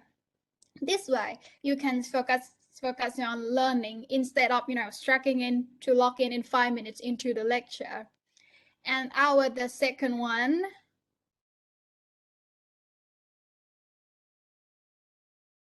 See, that's my fate. That's my fate when I see the slide. So figure out how you learn best, how my learns best. So once you estimate where you will learn, think about when and how you accomplish your best work. If you are a morning person, make time to study first thing. More of a night out means like someone who have mostly productivity time in the night. So you just set aside an hour or two after dinner to cozy your computer and brew your usual cup of coffee or tea, put on your go-to playlist, and do whatever you need to get into the zone and down to the business. I know not everyone learns the same way, so think about what type of information help you best grasp new concepts and employ relevant study strategies. And the last one, the third one, that's how I feel. When I want to submit my assignment and it appeared like red mark. And I was like, okay, Queen, giving it to me. So I couldn't at all, no longer, please, no compromise. This is why I have to tell this one because hold yourself accountable is crucial thing during this period time. So set goals at the beginning of the class, even better in the semester, and check in with yourself weekly and maybe perhaps daily if you are convenient to do it. In a traditional classroom, let's get back to classroom setting, you will often receive verbal or visual reminder of an assignment upcoming due date, but without a professor actively reminding you, you have to, it's up to you to make sure that you allot enough time to complete the work so you're not starting an assignment the day before it's due. I knew it. So this is how you felt, and so do I. That moment you complete your assignment just before the deadline. And yet, just only one, maybe. But this is how I feel, and it's good to feel because you already set your goal for yourself and you will do it, constantly is a good thing, okay? This is what I want to say about our technique. And the last content is about challenges in online classes and how to cope with them. So Sun will state about it. Thank you, my sister. And in this part about challenges in online classroom. So in Thailand, inequality and poverty are among the top problems in the country. And the impact of COVID-19 had forced all of the universities and classrooms to be closed and even switching to online teaching, but it's not as effective as normal classroom learning, and that causing children or students to have problems with online learning, and learning is interrupted. And as the result of students' voice survey, most Thai students are facing these three main points. Most Thai students are facing these three main challenges about online learning. The first is the effectiveness of learning and teaching is still insufficient because teachers are focused on lecture style teaching. I mean, just focus on the fixed theory, and that blocks the participation of students in class. The students will lack opportunity, to search the information or search the answer on their own. I think this kind of learning is not just about student board, but does not promote, learning efficiency, analytical thinking of students. And the second one is time management and online classroom pressure. You know that many Thai students that cannot handle time. This may be the problems of, being and preparing for learning or having problems in the family. And in some cases, many Thai students, they were a lot under of pressure because I think maybe there's no self-confidence or afraid to criticize or ask for a question to teacher about something that they want to know or about something that they do not understand because of for fear that they do is incorrect. And the last one is about education inequality and social classes that increase. Millions of Thai students whose families are inability to access technology to study online. As a result, their education is, ineffective, or even there's no opportunity to receive, those educations, or even there's no opportunity to receive something that they deserve for as a Thai citizens. And I have absolutely no reason to keep smiling because not everyone has access to the quality of online education system, and mostly Thai people are doing nothing about it. I think it's time that stop asking students what to do, but it's time to start asking the government to do better, to be better, to start treating people in the way that they deserve to be treated. I think it is not up to us, but it's up to the government to start doing well, start doing better, and start doing right for my country, for students, and for Thailand. And in next part about how to cope with the challenges in online classroom. As a student, to solve this issue, to solve these problems about time management and online classroom pressure, you have to prioritize, and you won't be able to improve and develop yourself or your skill or achieve your goals if you don't make time for them. And do not put so much pressure on yourself. I know and I understand that sometimes when everyone is watching and judging your every move, the pressure feels so real, but you know yourself and love what you do, nothing can stop you. It's your life, do your things and find your way. And remember that don't be afraid to speak your voice, to criticize or ask for questions about something that you want to know, about something that they do not understand to teacher. I say speak your voice. No matter where you are going, whatever type of your point it is, you're obviously on your way to that point because you care about that cause. So go speak to people, speak to teacher, and when they have questions, communicate with them and listen to their views also. That is one thing in the real democratic country that we really need to focus on, is listening to each other. And I hope I can encourage everyone out there who is facing any adversity or any challenge to speak up about their story. But we have to understand that it's not just about students who have to come up with solutions. I think and I hope that in the future, leaders and the government could do a little bit more for students, for the youth, and for the future of nation. And like I said, in Thailand, inequality and poverty are the top issue in country, and that clearly impact and affects online learning. And for me, and that's so unfortunate because I feel like, there are so many people in my country who have a power to do the right thing, but don't choose to do the right thing. And I want it to be more equal between people, to reduce the gap because like we know the social classes, the social difference are enormous.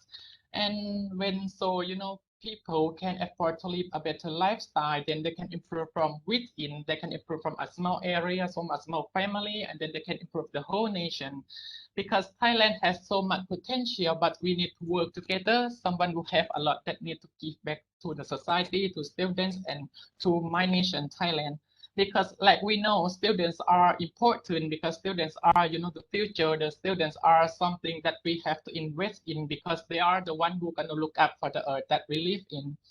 And as I close this chapter, I do so with a grateful heart. To everyone with a dreams, know that your dreams are valid and on your part to never deny and only redirect. And for today, thank you very much for all of your attention. Thank you. Okay, thank you very much for that very heartfelt presentation from TSU. Okay, so we are running a little bit behind time, but I think we can just perhaps take 3 questions. There was a lot of very interesting, sharing. So anybody who has a question, please unmute your mic and direct your question to identify who you would like to answer the question. Okay, anybody? Hi, can you hear my voice? Yes. Okay, I would like to ask the question to USM team. Hi, USM team. Right. Okay, Okay, USM team. Yeah. I would like to know about an app that called Filmora. Am I pronounced right? Filmora.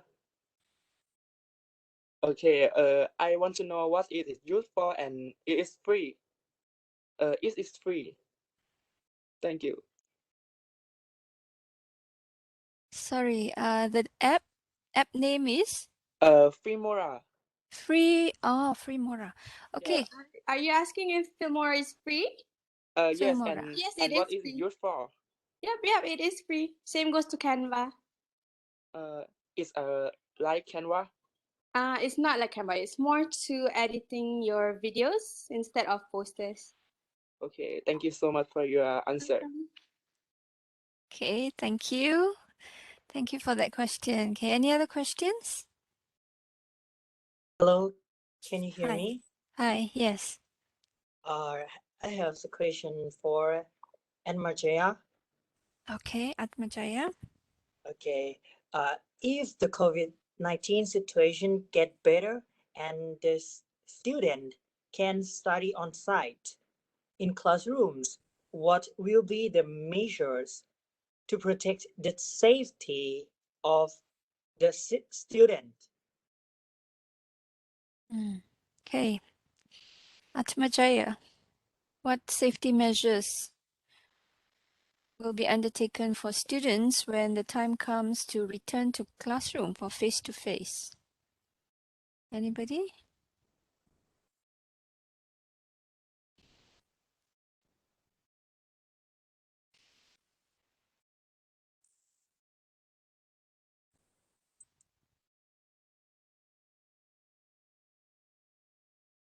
Well, I know from USM we have. Okay, carry on. Okay, sorry. To measure it, we can the student have to vaccinated first, but the vaccinated for the and the for the student like us or the student like elementary school or something like that. So you have to vaccinate it first. In ATMA JAYA, we the faculty or the uni have to listing the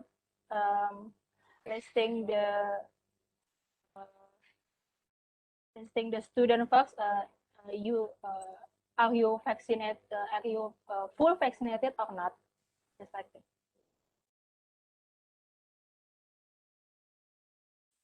Okay, thank you. Okay, thank you very much for the question and the answer. Last question. Any more questions? See in the chat. Okay. If we have no more questions, I would just like to say a big thank you to all the presenters and also for the audience. This was a very interesting session, and I will now hand over to the next activity 3, which will be taken over by Miss Tia from ATMA JAYA. Thank you all very much.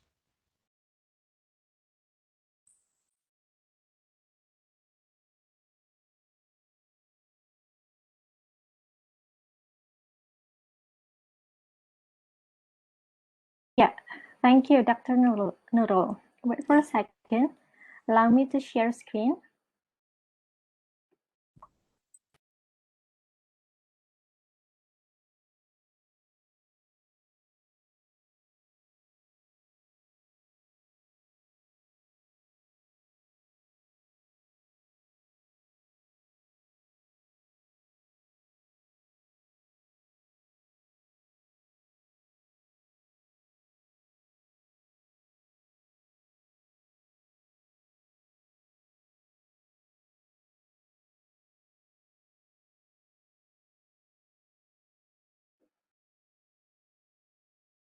Great.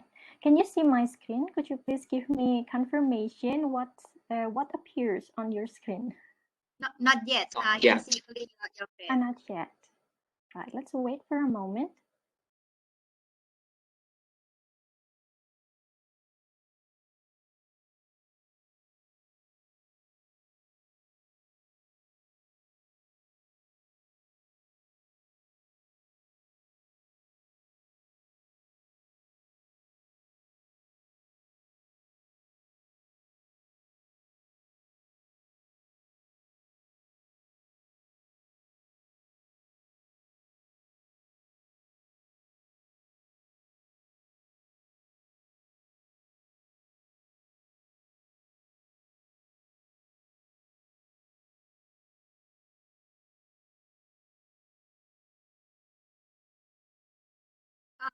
When you click the screen, don't forget to hit the word share down below at the end of the screen. The green button. Let me try. Okay.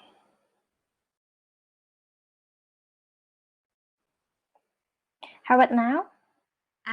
About to see something. Yes, we can see it now. Okay. Thank you. Right. Okay. Okay. How about now?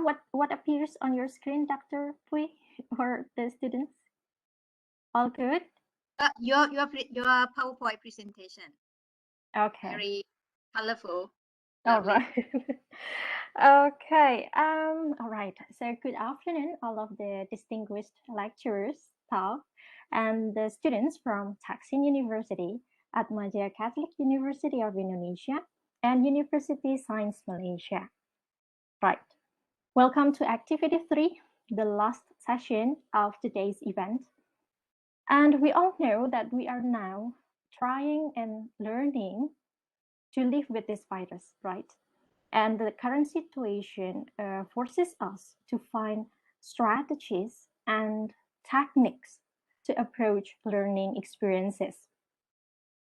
Therefore, the topic of the discussion is online learning techniques during the pandemic. And I'm Tia. I will be the facilitator of the discussion to help you lead the discussion. However, I'm not alone. The other lecturers from 3 universities will accompany me to facilitate the breakout sessions. Okay, here is for the participants, or more or less what you are going to do in this activity. First, you will join breakout sessions to discuss the online learning techniques in groups for 30 minutes. And then after that, you will be back in the main room and the representative of each group will present the discussion results for 5 minutes, 3 until 5 minutes. Let's see the time later. Then if all groups have shared their discussion results, you will continue to question and answer session.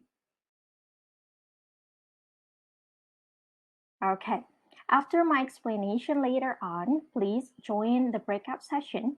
You can click join now and discuss the topic in a group of 10 participants.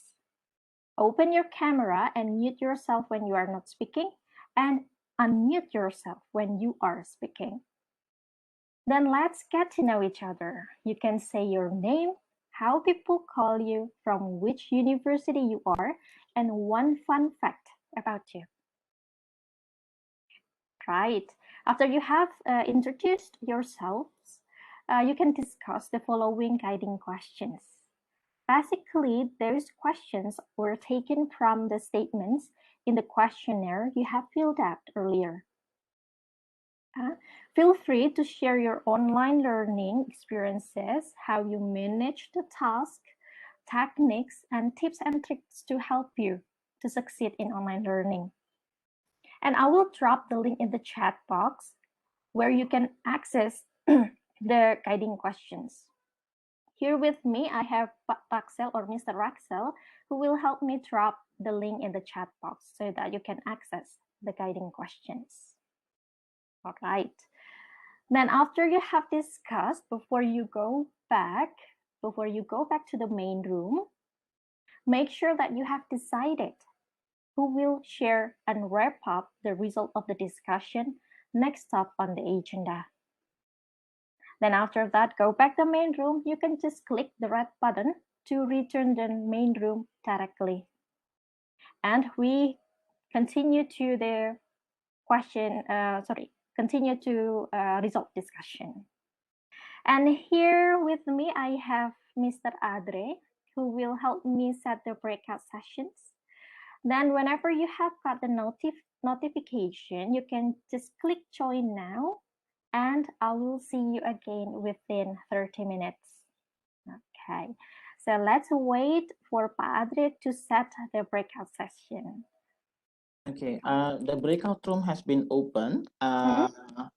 Some of the participants have joined already inside the breakout rooms. Those that have not joined yet can join now.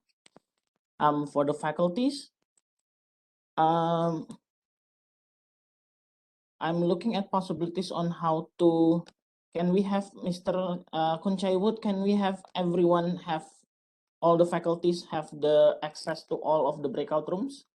Maybe we can make them co-host.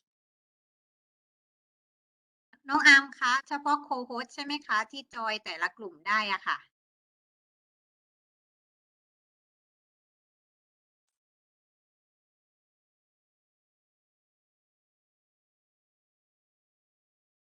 Probably he's got tied up with something. So Andre, do you want us to join some particular group? So for the facilitators, I will assign now. Okay.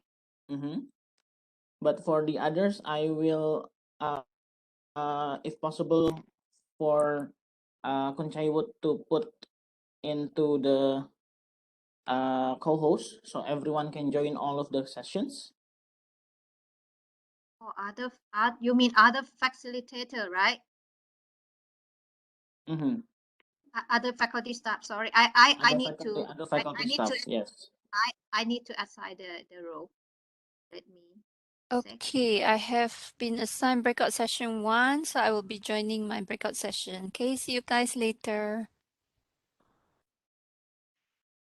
Okay, for breakout session 4, Dr. Irish and Sel. yourself, cohort. Breakout session 5 is Miss Tia. Thank you, Mr. Ade. Okay. For the rest, I cannot put you into. Can I put you into co-host? I'm changing the role. Huh? Cool.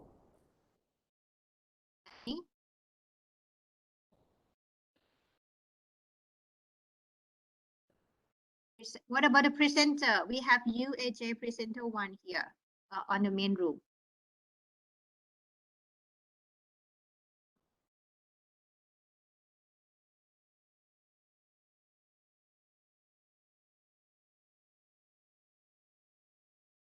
I cannot set them as co-host. Who do you want to be a cohort? Tell me. I will help you. Oh, Aurelie isn't still in here.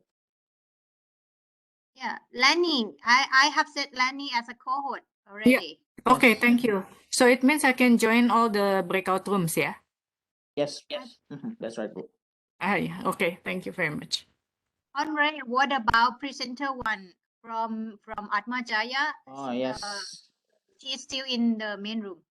Yes, I will move her to the breakout 5.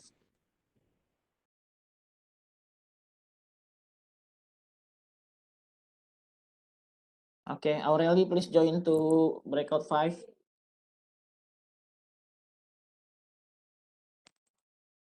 Okay. All right.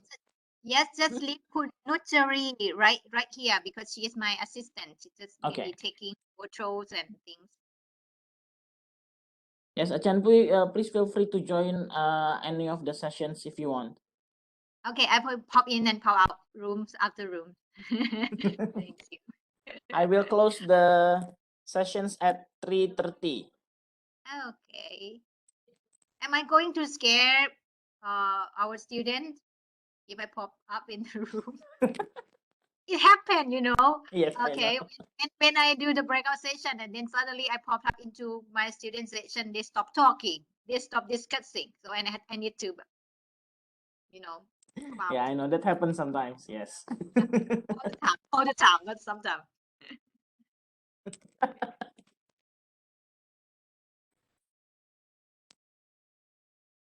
But there are already faculties inside, so maybe it won't be as bad as that because they've already started discussing.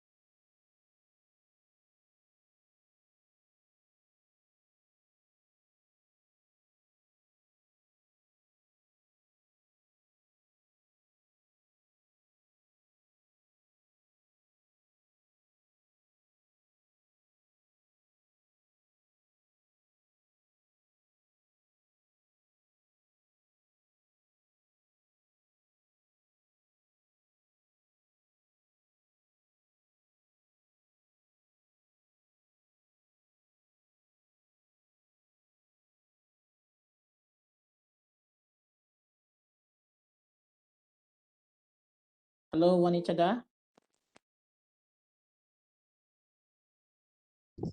Hello. Yes. Oh, What yeah. breakout session were you in? Did you disconnect or something? Hello. Hello. Do you want me to put you into the breakout session again? Section 3. Breakout 3, okay.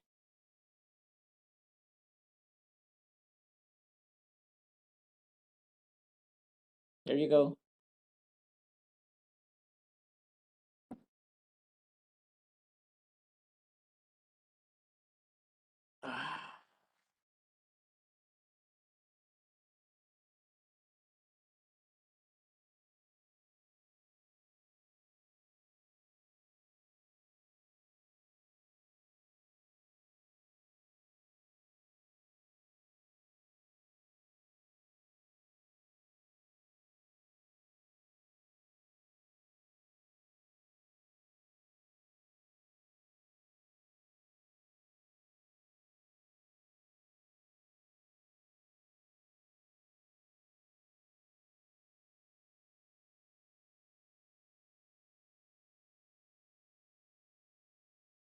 Halo Maria.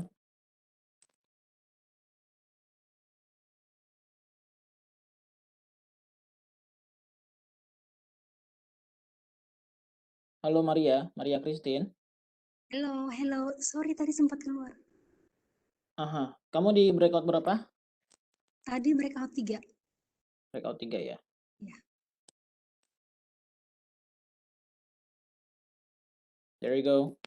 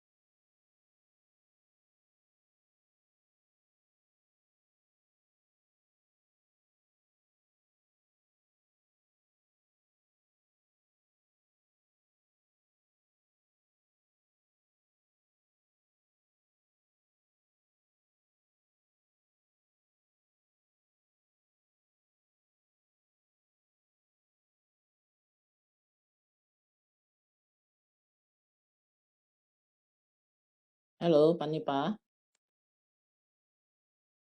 I will put you back into the breakout session, okay? Yes, section 5. Yep. There you go.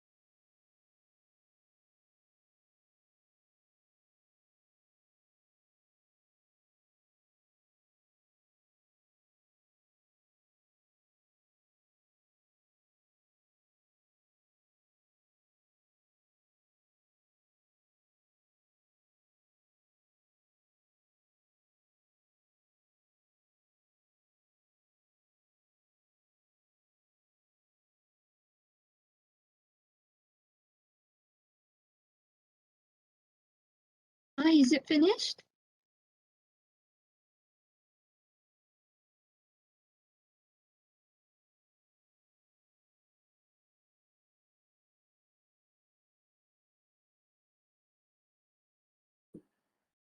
Pak Adre, do we have all the participants here with us? Yes, all the participants are out of the breakout rooms. The Thank breakout room has been closed. Adre, for your assistance. I'm waiting for connecting to video services. Wait for a second. I'm so sorry, but you can hear my voice, yeah? For the next activity is that here. Oh, excuse me, Miss Tia. Yep. You just hit the start video. I think you have turned off the video. Yeah, I have tried. I have tried to click hit the button, but the notification said that I have to connect to video services. So it's kind of loading somehow. Right, I'm so sorry for that. I tried to find how to figure it out, but the most important thing is that you can hear my voice clearly. Can you hear my voice clearly? Yes. All right. So next one. Okay.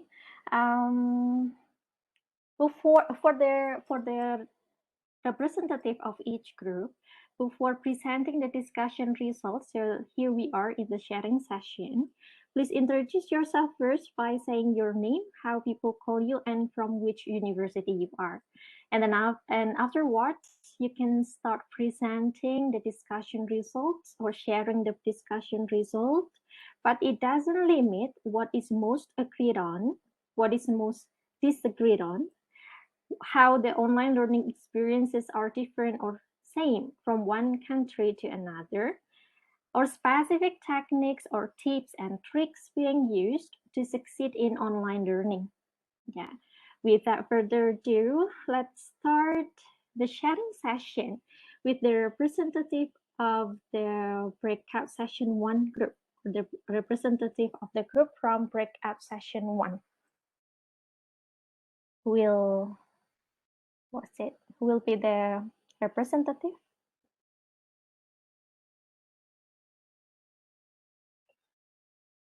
From breakout room 1. Hello. Yes. Can you hear me? Very clear. Okay, I'm a representative from group 1. So we have discussed already, and I think online learning is the big issue of the student most of the world now.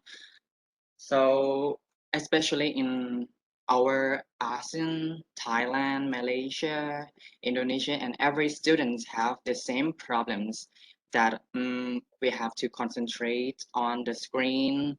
Some of them have spending the time too much time on the screen, and some of them have only half of day is whatever. And the problem is about technology, devices, and internet access because each students have stay in different place, different countries, different province. I mean, so each province, each place is have difference of qualities in internet access that everyone have faced and encounter with. So I think the teacher should be understand these problems and fix it, and I think find a solution to make the class perfectly, to make the student enjoy it, enjoy the classes, enjoy the lesson. And turning on the camera is the one of the problems that everyone say the same. Everyone say that turn on the camera is the problem from accessing internet. And I know everyone have inequality of each factors of study.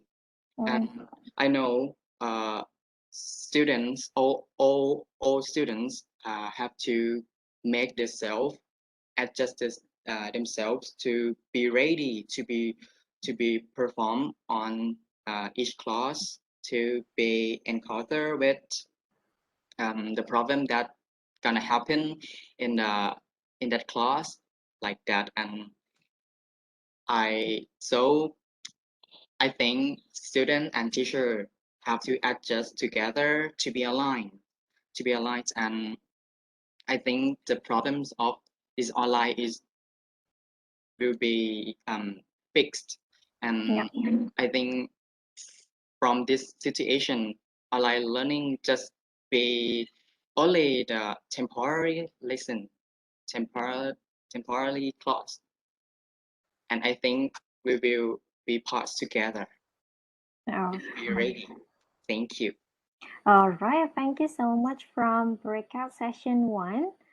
That will be our reflection for the teachers to find solution and how or figure out to find a way, right, to motivate the students to engage in the learning activities. All right, thank you so much for Thank you. You're sharing. welcome. Yes, for the next Breakout Session 2, who will be their representative to share and wrap up the discussion. Hi. Yep. Hi. Can you guys hear me? Crystal clear. Okay. So hi everyone. My name is Jay Shan and I'm from University Science Malaysia, and I'll be representing session 2. Yeah. I think breakout room 2. Yeah. Okay. So we had like a super quick discussion just now. And due to the time limit, we can't cover most of the questions, but then we did quite an in-depth discussion as well. We managed to do it. Okay, so I'll start with the first thing. Most of us, we are actually not ready for online learning as a part of our lives. It's because some of us, they think of it as a temporary solution, because usually learning is very accustomed to like face-to-face, but then since we are in the middle of the pandemic, and like going online is like a temporary solution for us. And for some of us, they also feel that not being able to go back to uni and being stuck at home is making them missing out the complete experience of being a university student in campus. Okay, so they don't actually get to like enjoy or experience the entire campus life. And as for the second question, which is have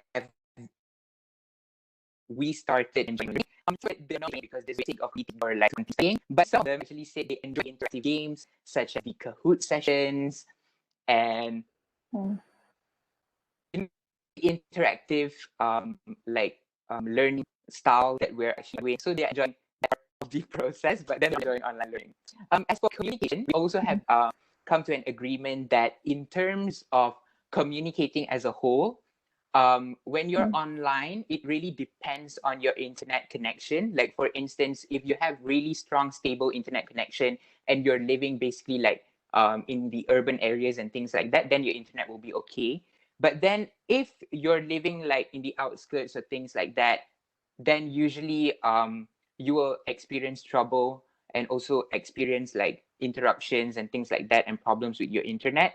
So yeah, communication is not that good in terms of like online learning. But then when it comes to presentations, like communicating in terms of like presentations, my group mates just now, like in the breakout session, they also said that communication actually improved for presentations. It's because we can all prepare like scripts and you can actually rehearse. And especially if it's a video presentation, you can actually like, you know, prepare beforehand and like retake if your video is not that good.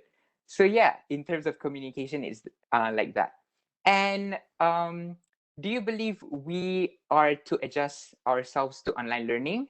Some of us said, yes, we have like adjusted to online learning because we have to complete our degree and things like that. But then some of us said they are not actually fully they have not actually fully adjusted themselves to online learning. It's because they feel they don't have a social life besides being on online platforms, such as like you're always on WebEx, you're always on Google Meet and all that, like talking with your friends via WhatsApp or Instagram and things like that. You don't have a real social life and social engagement. So yeah, everything is happening virtually.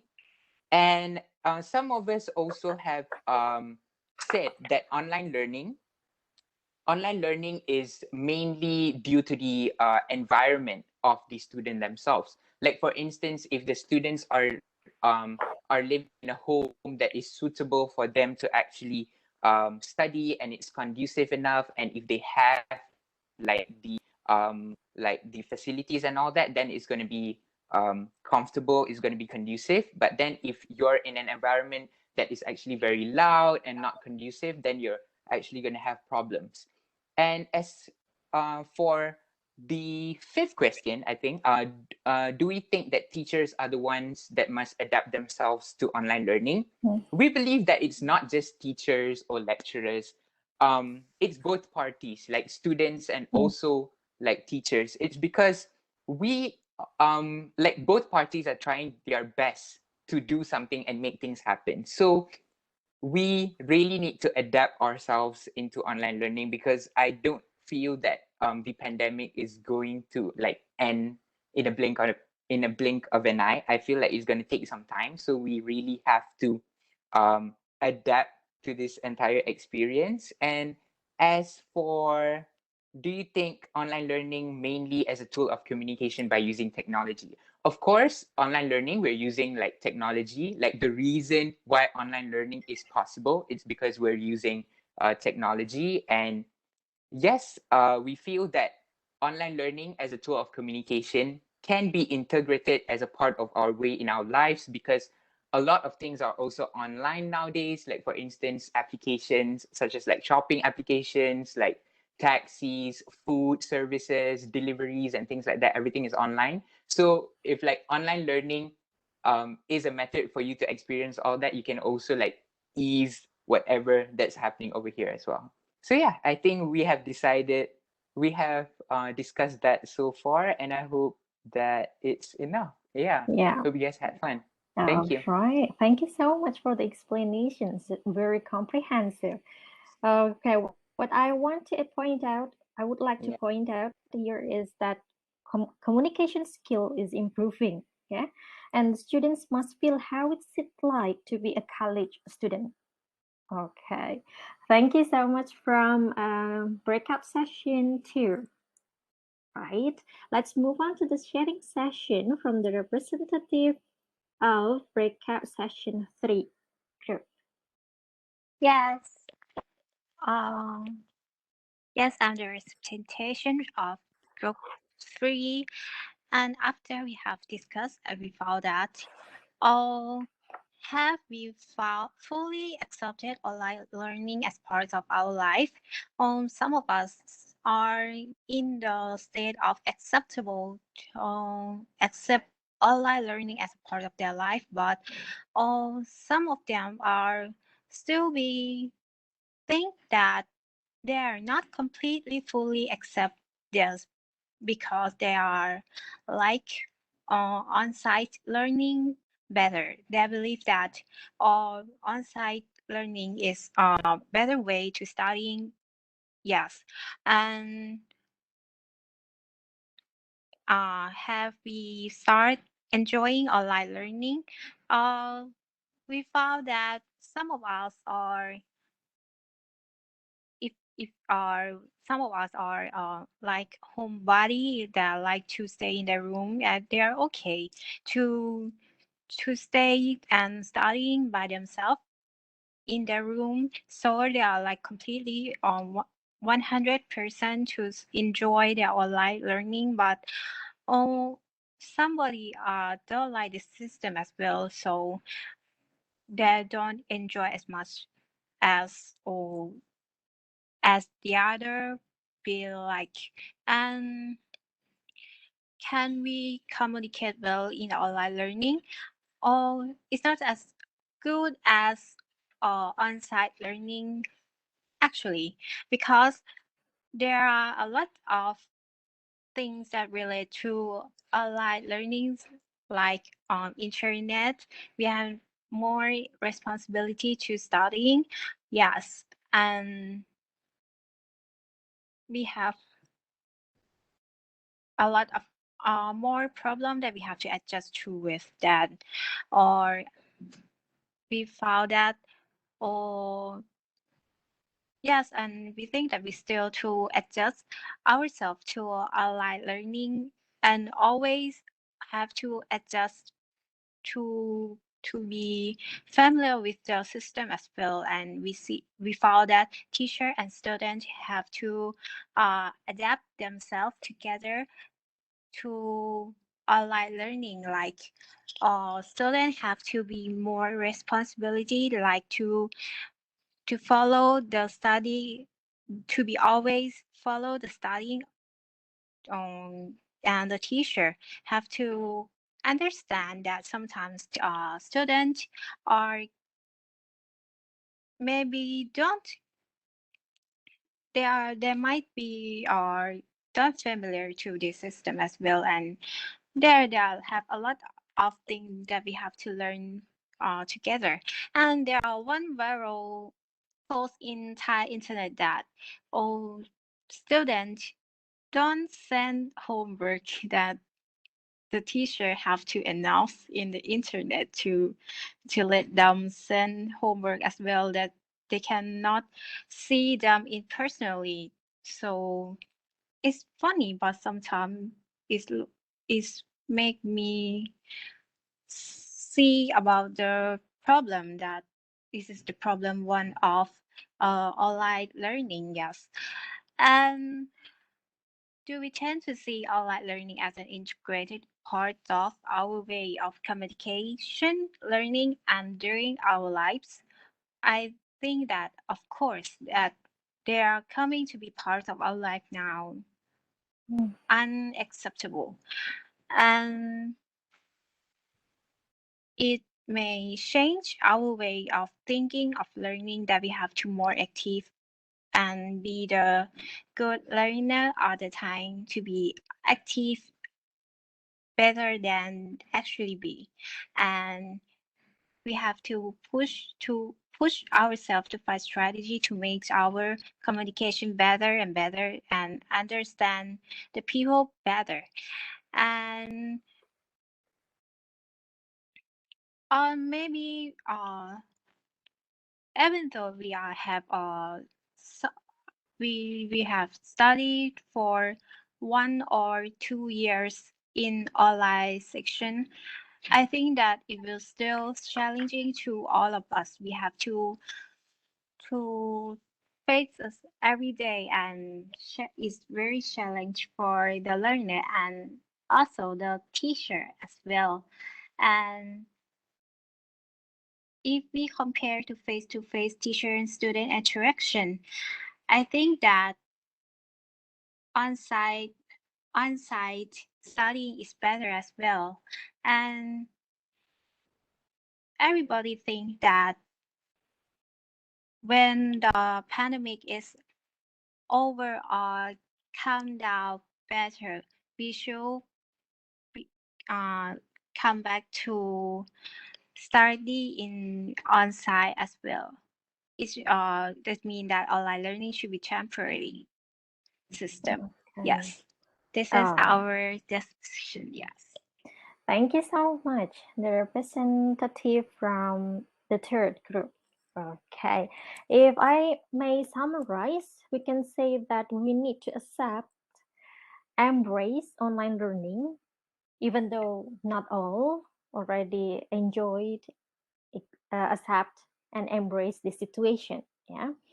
And if I see here that there are some challenges still, some challenges faced by the students. But the great point here is that we need to, always adjust and adapt to online learning. So there is a sense of responsibility and flexibility. Yeah. Thank you so much for the insight then. Okay, let's move on to the next breakout sessions four. So group 4 here will be their representative. Okay, hi, can you hear me? Very clear. Okay, evening everyone. So I am Muhammad Namri Muzani from University Science Malaysia. I will be present for group 4 breakout session.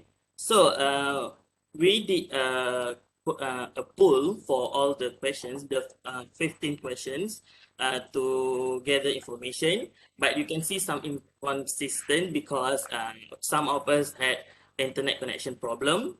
So for the first, I would like to share a few results from our polls. So for mostly of the result for the poll is yes, most of the students in our breakout sessions agree to the question, but there are some who resulting in neutral and also disagree. So for the first one, for the first question, have I fully accepted online learning as part of my life? 7 said yes and only one said no. And the next question, question 5, do I think teachers are the one who must adapt themselves well to online learning? We result in yes for four people and 2 choose neutral. And the last question. What?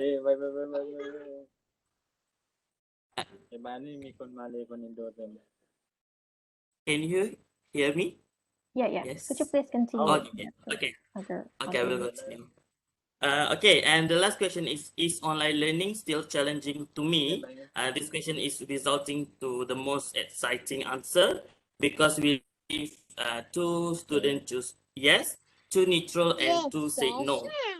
So we discussed these 3 questions because we have quite a limit time. So for the first one, is online learning still challenging to me? One say no because he's still longing and cannot fully accept it of online learning because he loves to be with people and he will love to interacting with people like face to face. So he prefer physical class more than online class. But some students say that we have done this for 2 years, so we have to accept the reality that we need to learn in online classes. And although it's kind of boring to have online classes, but students have to find their own way to enjoy the classes.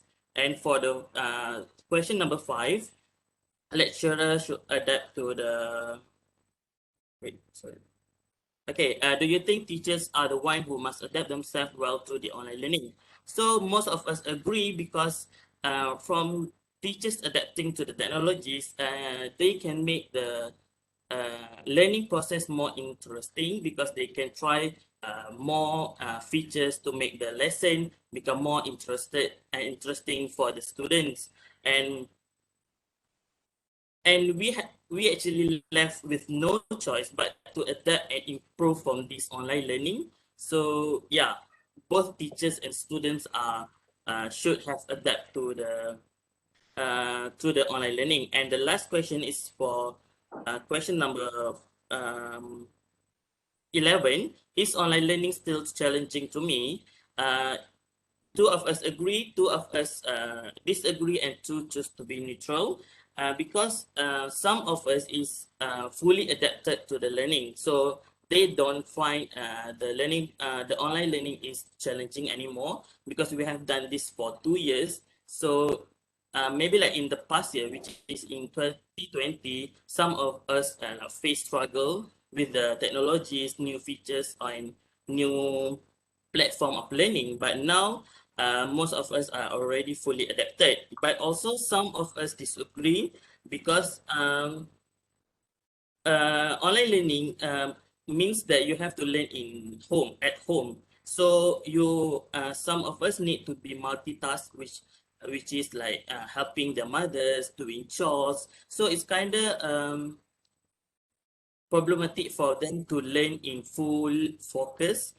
And some of us also state that some of their friends are actually struggling with mental health because we are learning in a very suffocating environment. So yeah, it's really hard for them to feel online learning is for them. So that's what our finding from our breakout session.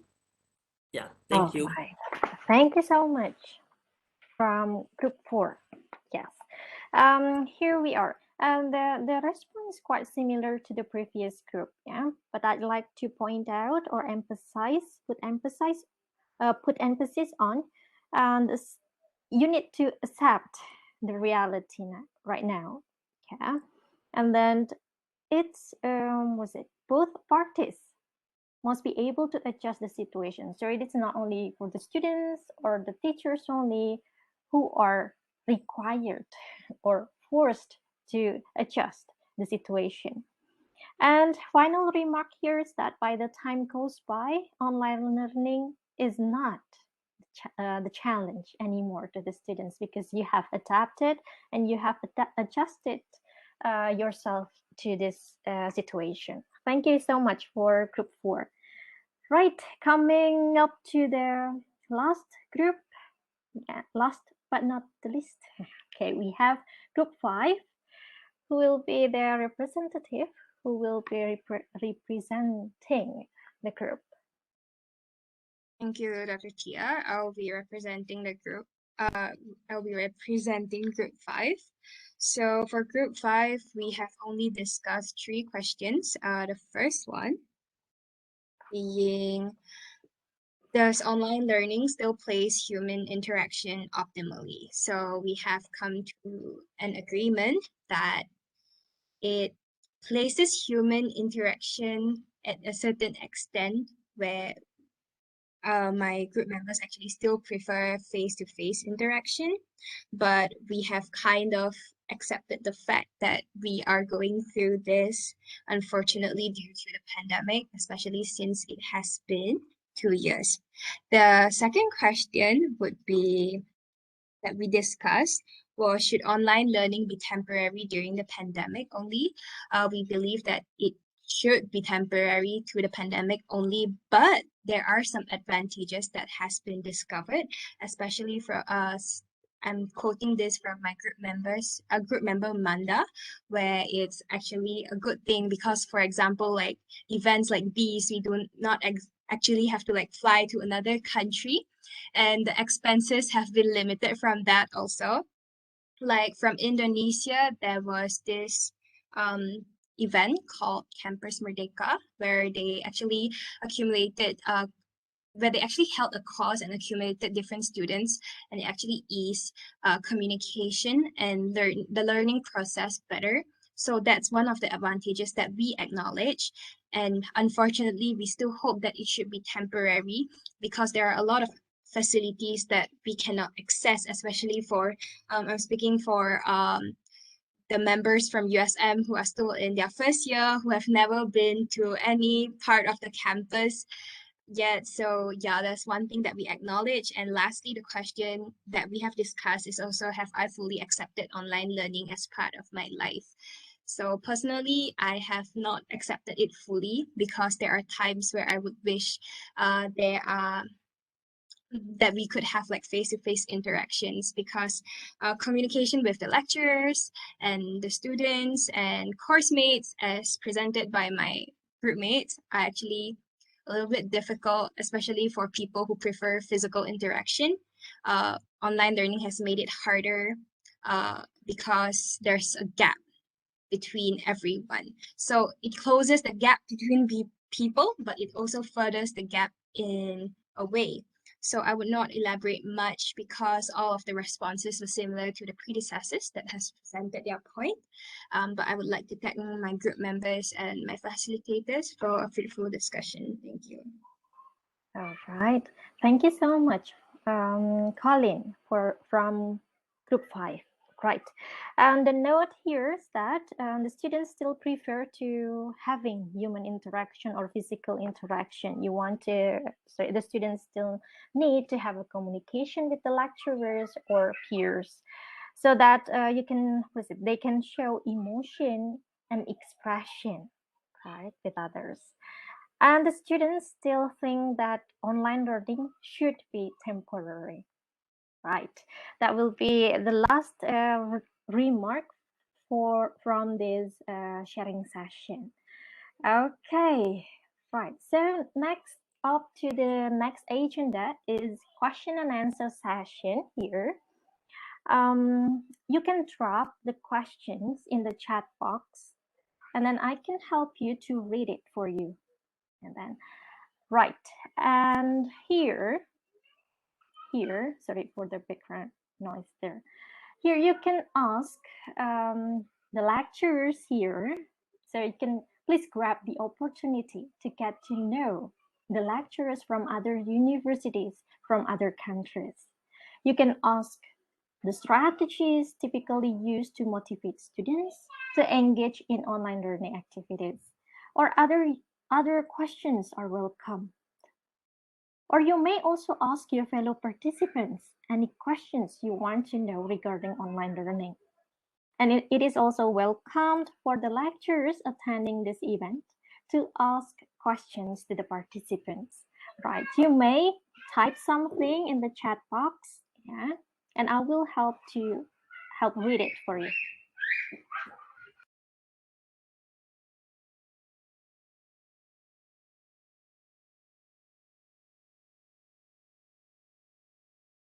Hi everyone. This is actually a question to all TSU students.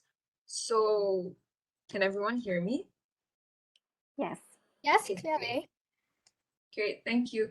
So this is actually a question open to all TSU students. I was just wondering because during your presentation in the first and second activity and also in discussions as well, many of you actually talked about poor internet connections due to people staying from areas all over Thailand and everything. I understand it's a very big country, so there are people bound to stay in rural areas where the internet connection will definitely be unstable, and even people in urban areas as well.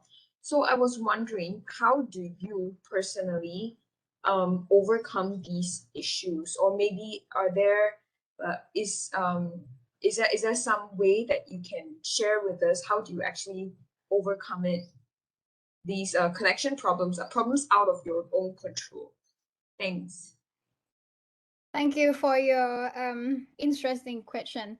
So these I will know because our politics in Thailand, we have all know the root of this problem or the other problem because our kind of really not that strong political.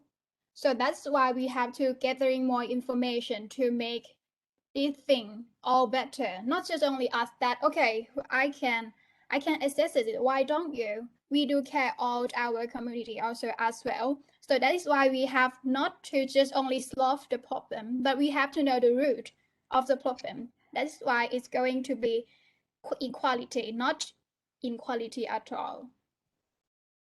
Yes, I hope I am answering your question. All right, thank you so much for your views. All right, thank you for the interaction. Is there any other question? May I? Please.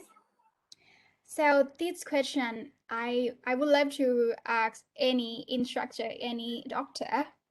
So my question is, let's get back to the introduction. So I am believing in saying that put yourself in someone's shoes. So this session is a very good thing, but almost 100% is from student point of view. And now the question for any doctor. So I would like to ask, can you tell us or explain something about us, about the problem, the hardest problem that you had to face with, or the pros and the cons, or the thing that you don't like or you do like? something like the problem that you have faced with, because I would love to know your point of view as well. Not just only us, at we all said that not just only us that have to adjust, but also the teacher as well. So please, if you kindly answer about this question, if it's clear.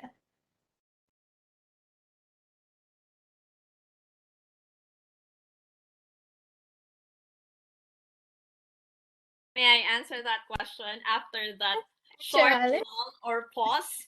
So I think B, from your question and from the short pause that you got as an answer, I think that is one of the struggles that we have as instructors, especially for example in my classes.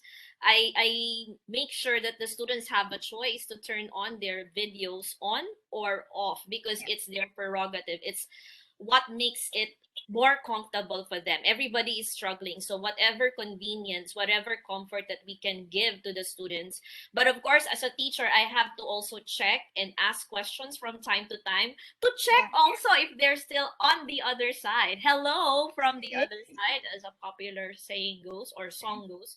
So that's one, the interaction there, because in a face-to-face setting, it is clearly very visible for us if the students are very much engaged, very interested. Okay. The good thing about this though is that you have like a wide range of emojis to express yourself. But of course there would be some kind of limitation, because if we do see you and we see some sort of feedback on your non-verbal forms of communication, it will help us further adjust our instruction or make us more conscious about the fact that some students may have problems, for example, with internet connections, or even if the lessons are fast paced for them. And so the communication and interaction level would also be more of a challenge for us in an online environment. So I think that's one, and I'm sure that we can hear some more answers from our fellow colleagues. Thank you. Thank you, Doctor. Yes, from other university. Can I ATMA, just sorry, I'm from USM. Can I just very briefly share? Okay, one of the biggest problem that I had with online learning, not with the students, but with the subject that I'm teaching, because I teach drama. And last year, there was supposed to be a final year Shakespeare presentation. And they would normally have, because we have, what do you call that? A theater in USM, and which can seat like 300-400 audience with a proper stage and the lighting, everything. It's a proper theater. And the previous groups of seniors, they were able to kind of rent that space and sell tickets and promote and market their play. And then of course they had the actors, the directors, everything. They did everything as a team. Of course they fought and they hated each other, but they pulled up, somehow at the end of the day, they learn so much from the experience, because it's their kita orang panggil air muka, their reputation is on the line. So they work so hard, to come up with a good show. So the final year students were expecting to get this experience as well, but unfortunately, because of the COVID, they could not. And we had to really water down the project, and it's just kind of like this kind of doing group by group like this through WebEx, and record it and send it. So that was they were very, very sad about it. And they wrote about it in their logbook and it moved me to tears, to see how disappointed they were. And some of my students here, they're supposed to be doing that in the coming semester, and we don't know whether we will be able to, we definitely can't do it in the theaters. But yeah, for me, this was the biggest challenge as a teacher. Seeing my students feeling so sad and hoping and wanting to do it, even though it's really hard work, but they want to do it and they learn so much from it, but we can't do it. So yeah, for me, this was my sharing. Thank you. All right. Thank you for sharing, Dr. Nurul. Okay, from ATMA JAYA, Catholic University of Indonesia. Okay, so hi everyone. Good afternoon. My name is Lani. I'm from Unikat Majaya. Yeah, so just like the other lecturers, of course, having to have online class is like a big challenge actually for us lecturer. Especially if your student is you're teaching a large class. Like you have like 30 students, 40 students, then and just like what is it Dr. Irish who shared earlier? Yeah, like Dr. Iris said, I cannot ask the students to turn on the camera all the time because it will, it's eating the internet quota, right? So every time, for me, it's better to just turn off the camera because then the internet will not be lagging too. But then the question is whether the students are still there when I'm explaining things. So yeah, there will be random questions all the time. Although I know they will not be able to answer, I will just ask questions just to make sure that they are still paying attention. So I will ask students randomly, and sometimes actually I will give materials before so they have to do something before the class. So actually in the class it will be only small group discussions, like they have to go to the breakout rooms, and then I will just go from one breakout room to another breakout rooms for the whole class. So that really helps to make sure that all students actually still join in the class. So most of the reading, most of the assignments are done outside the classroom, while in the classroom it will be more like discussion in the small groups. I guess that's all from me. All right. Thank you so much, Ibu Lani or Miss Lani, for the sharing. All right. I read that we are running out of time. Yeah, so I will jump to the conclusion, right? Because of COVID-19, we changed the way of thinking, living, and the way we see things, right?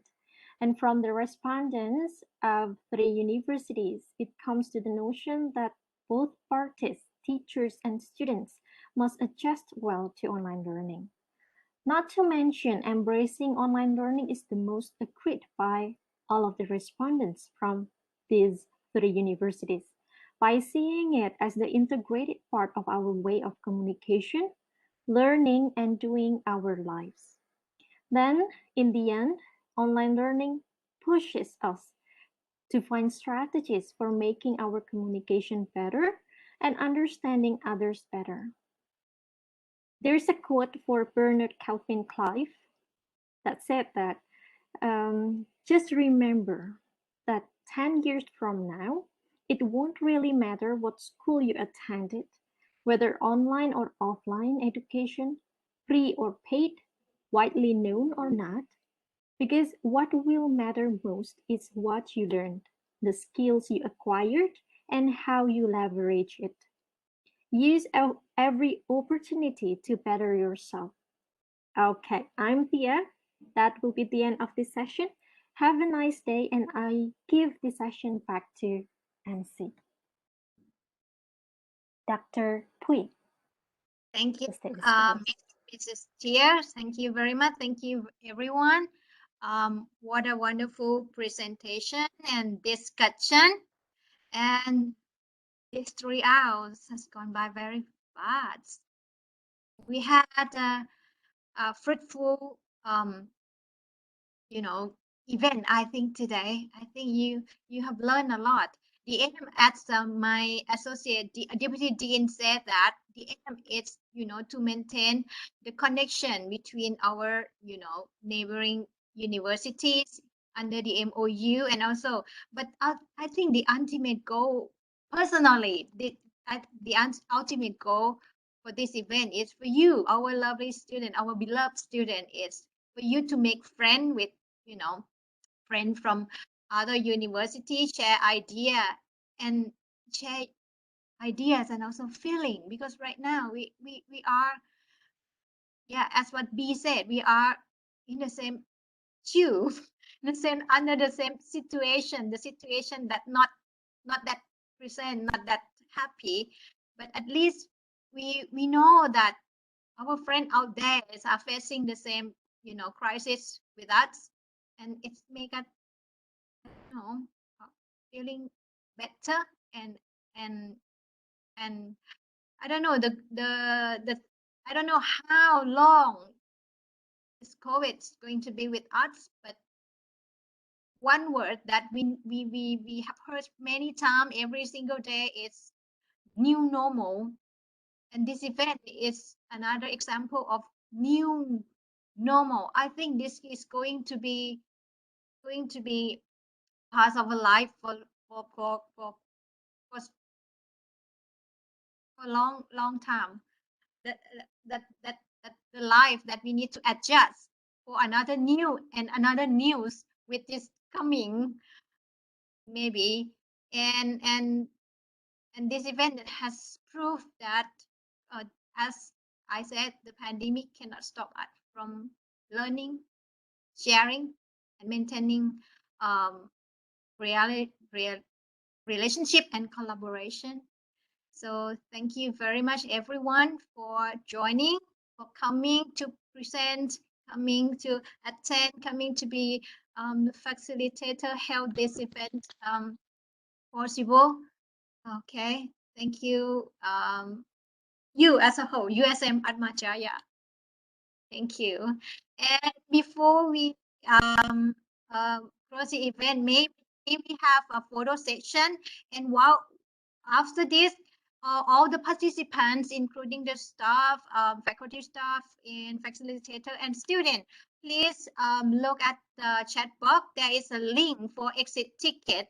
Could you please follow the link and fill in the form? Is a quick short form, and also I'm going to share it on the screen for a while after the photo section, in case you can save the link or capture the screen and follow the QR code later, in case you are using your mobile phone for this meeting. Okay, so let's do the photo session before we go. Okay,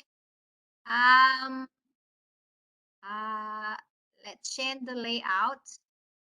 It's going to be great. Okay, I hope if you want to take photo, please change the layout into grid. Okay, that you will see all the participants page by page. Okay, just click the layout and grid. I'm going to do the screenshot, and it's going to keep in my drive, and I will send you the link to the drive link later. Okay, everyone, it's going to be page by page, because we have, I think, 3 or 4 pages of the participants video on the screen. Okay, everyone, 1, 2, 3, smile. One more at the next page. Okay. Make sure that you turn your video on. Okay, everyone, the second page. 1, 2, 3, smile.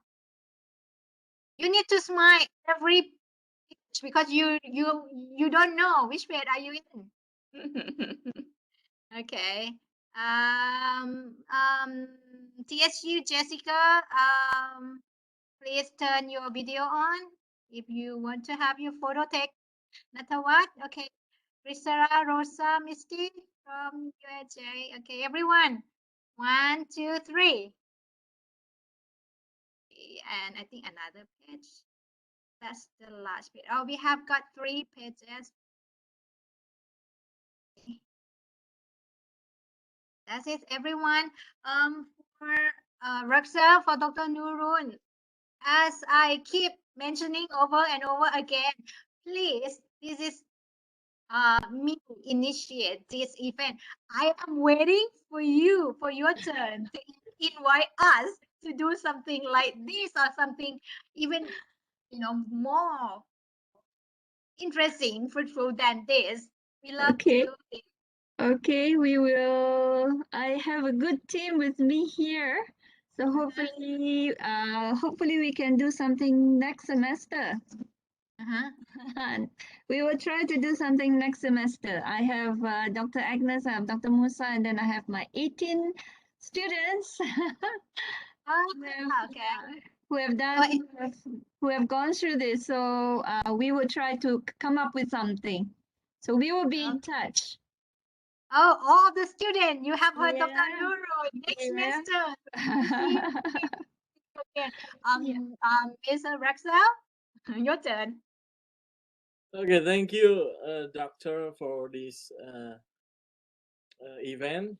I hope we can make this event like this again. So I will discuss with our team, Miss Lani, Miss Tia, Mbak Ika, Mr. Adre, to arrange the new event like this. Okay. So all the students, before we go, you think about one word in English to represent your feeling after this event. And can you put that word, write down it in the chat box? Only one word to represent your feeling after. Now we are at the end of this session. One word only. One word.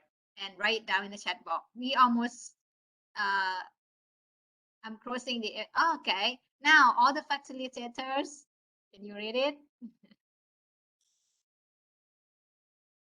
Okay. Hurry up, hurry up.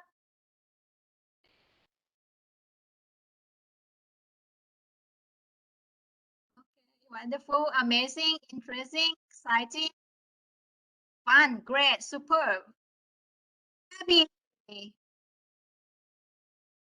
excited, great, exciting, interesting, wonderful, appreciate, cool, happy. Okay. Any more from you? Oh, that's the word that represent your feeling today. And we think about some more words for the next event. Okay, this is the first but not the last. Trust me. Okay, thank you everyone. Have a good evening, and we'll see you again soon. Maybe next semester. Bye bye. I'm going to end the meeting. Okay? Don't forget to fill in the ticket, the exit ticket, everyone. Okay, and this is a QR code for you. Just screenshot.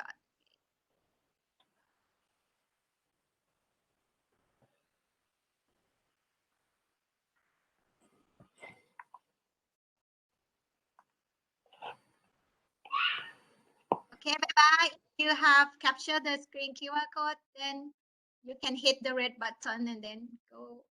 I can't say go home. We are at home already, everyone. Bye-bye. Okay, bye all. Bye all. Thank you. Thank you very much. See you all soon. Bye.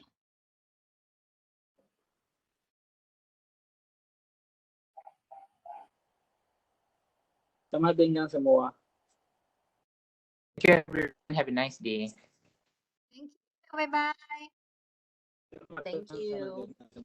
Goodbye, everyone.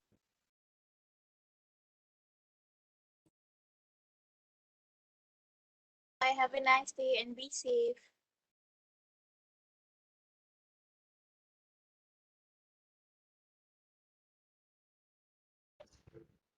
Okay, thank you very much, Achan Pui, Dr. Nurul, and everyone. Thank you. Thank you. Have a nice day.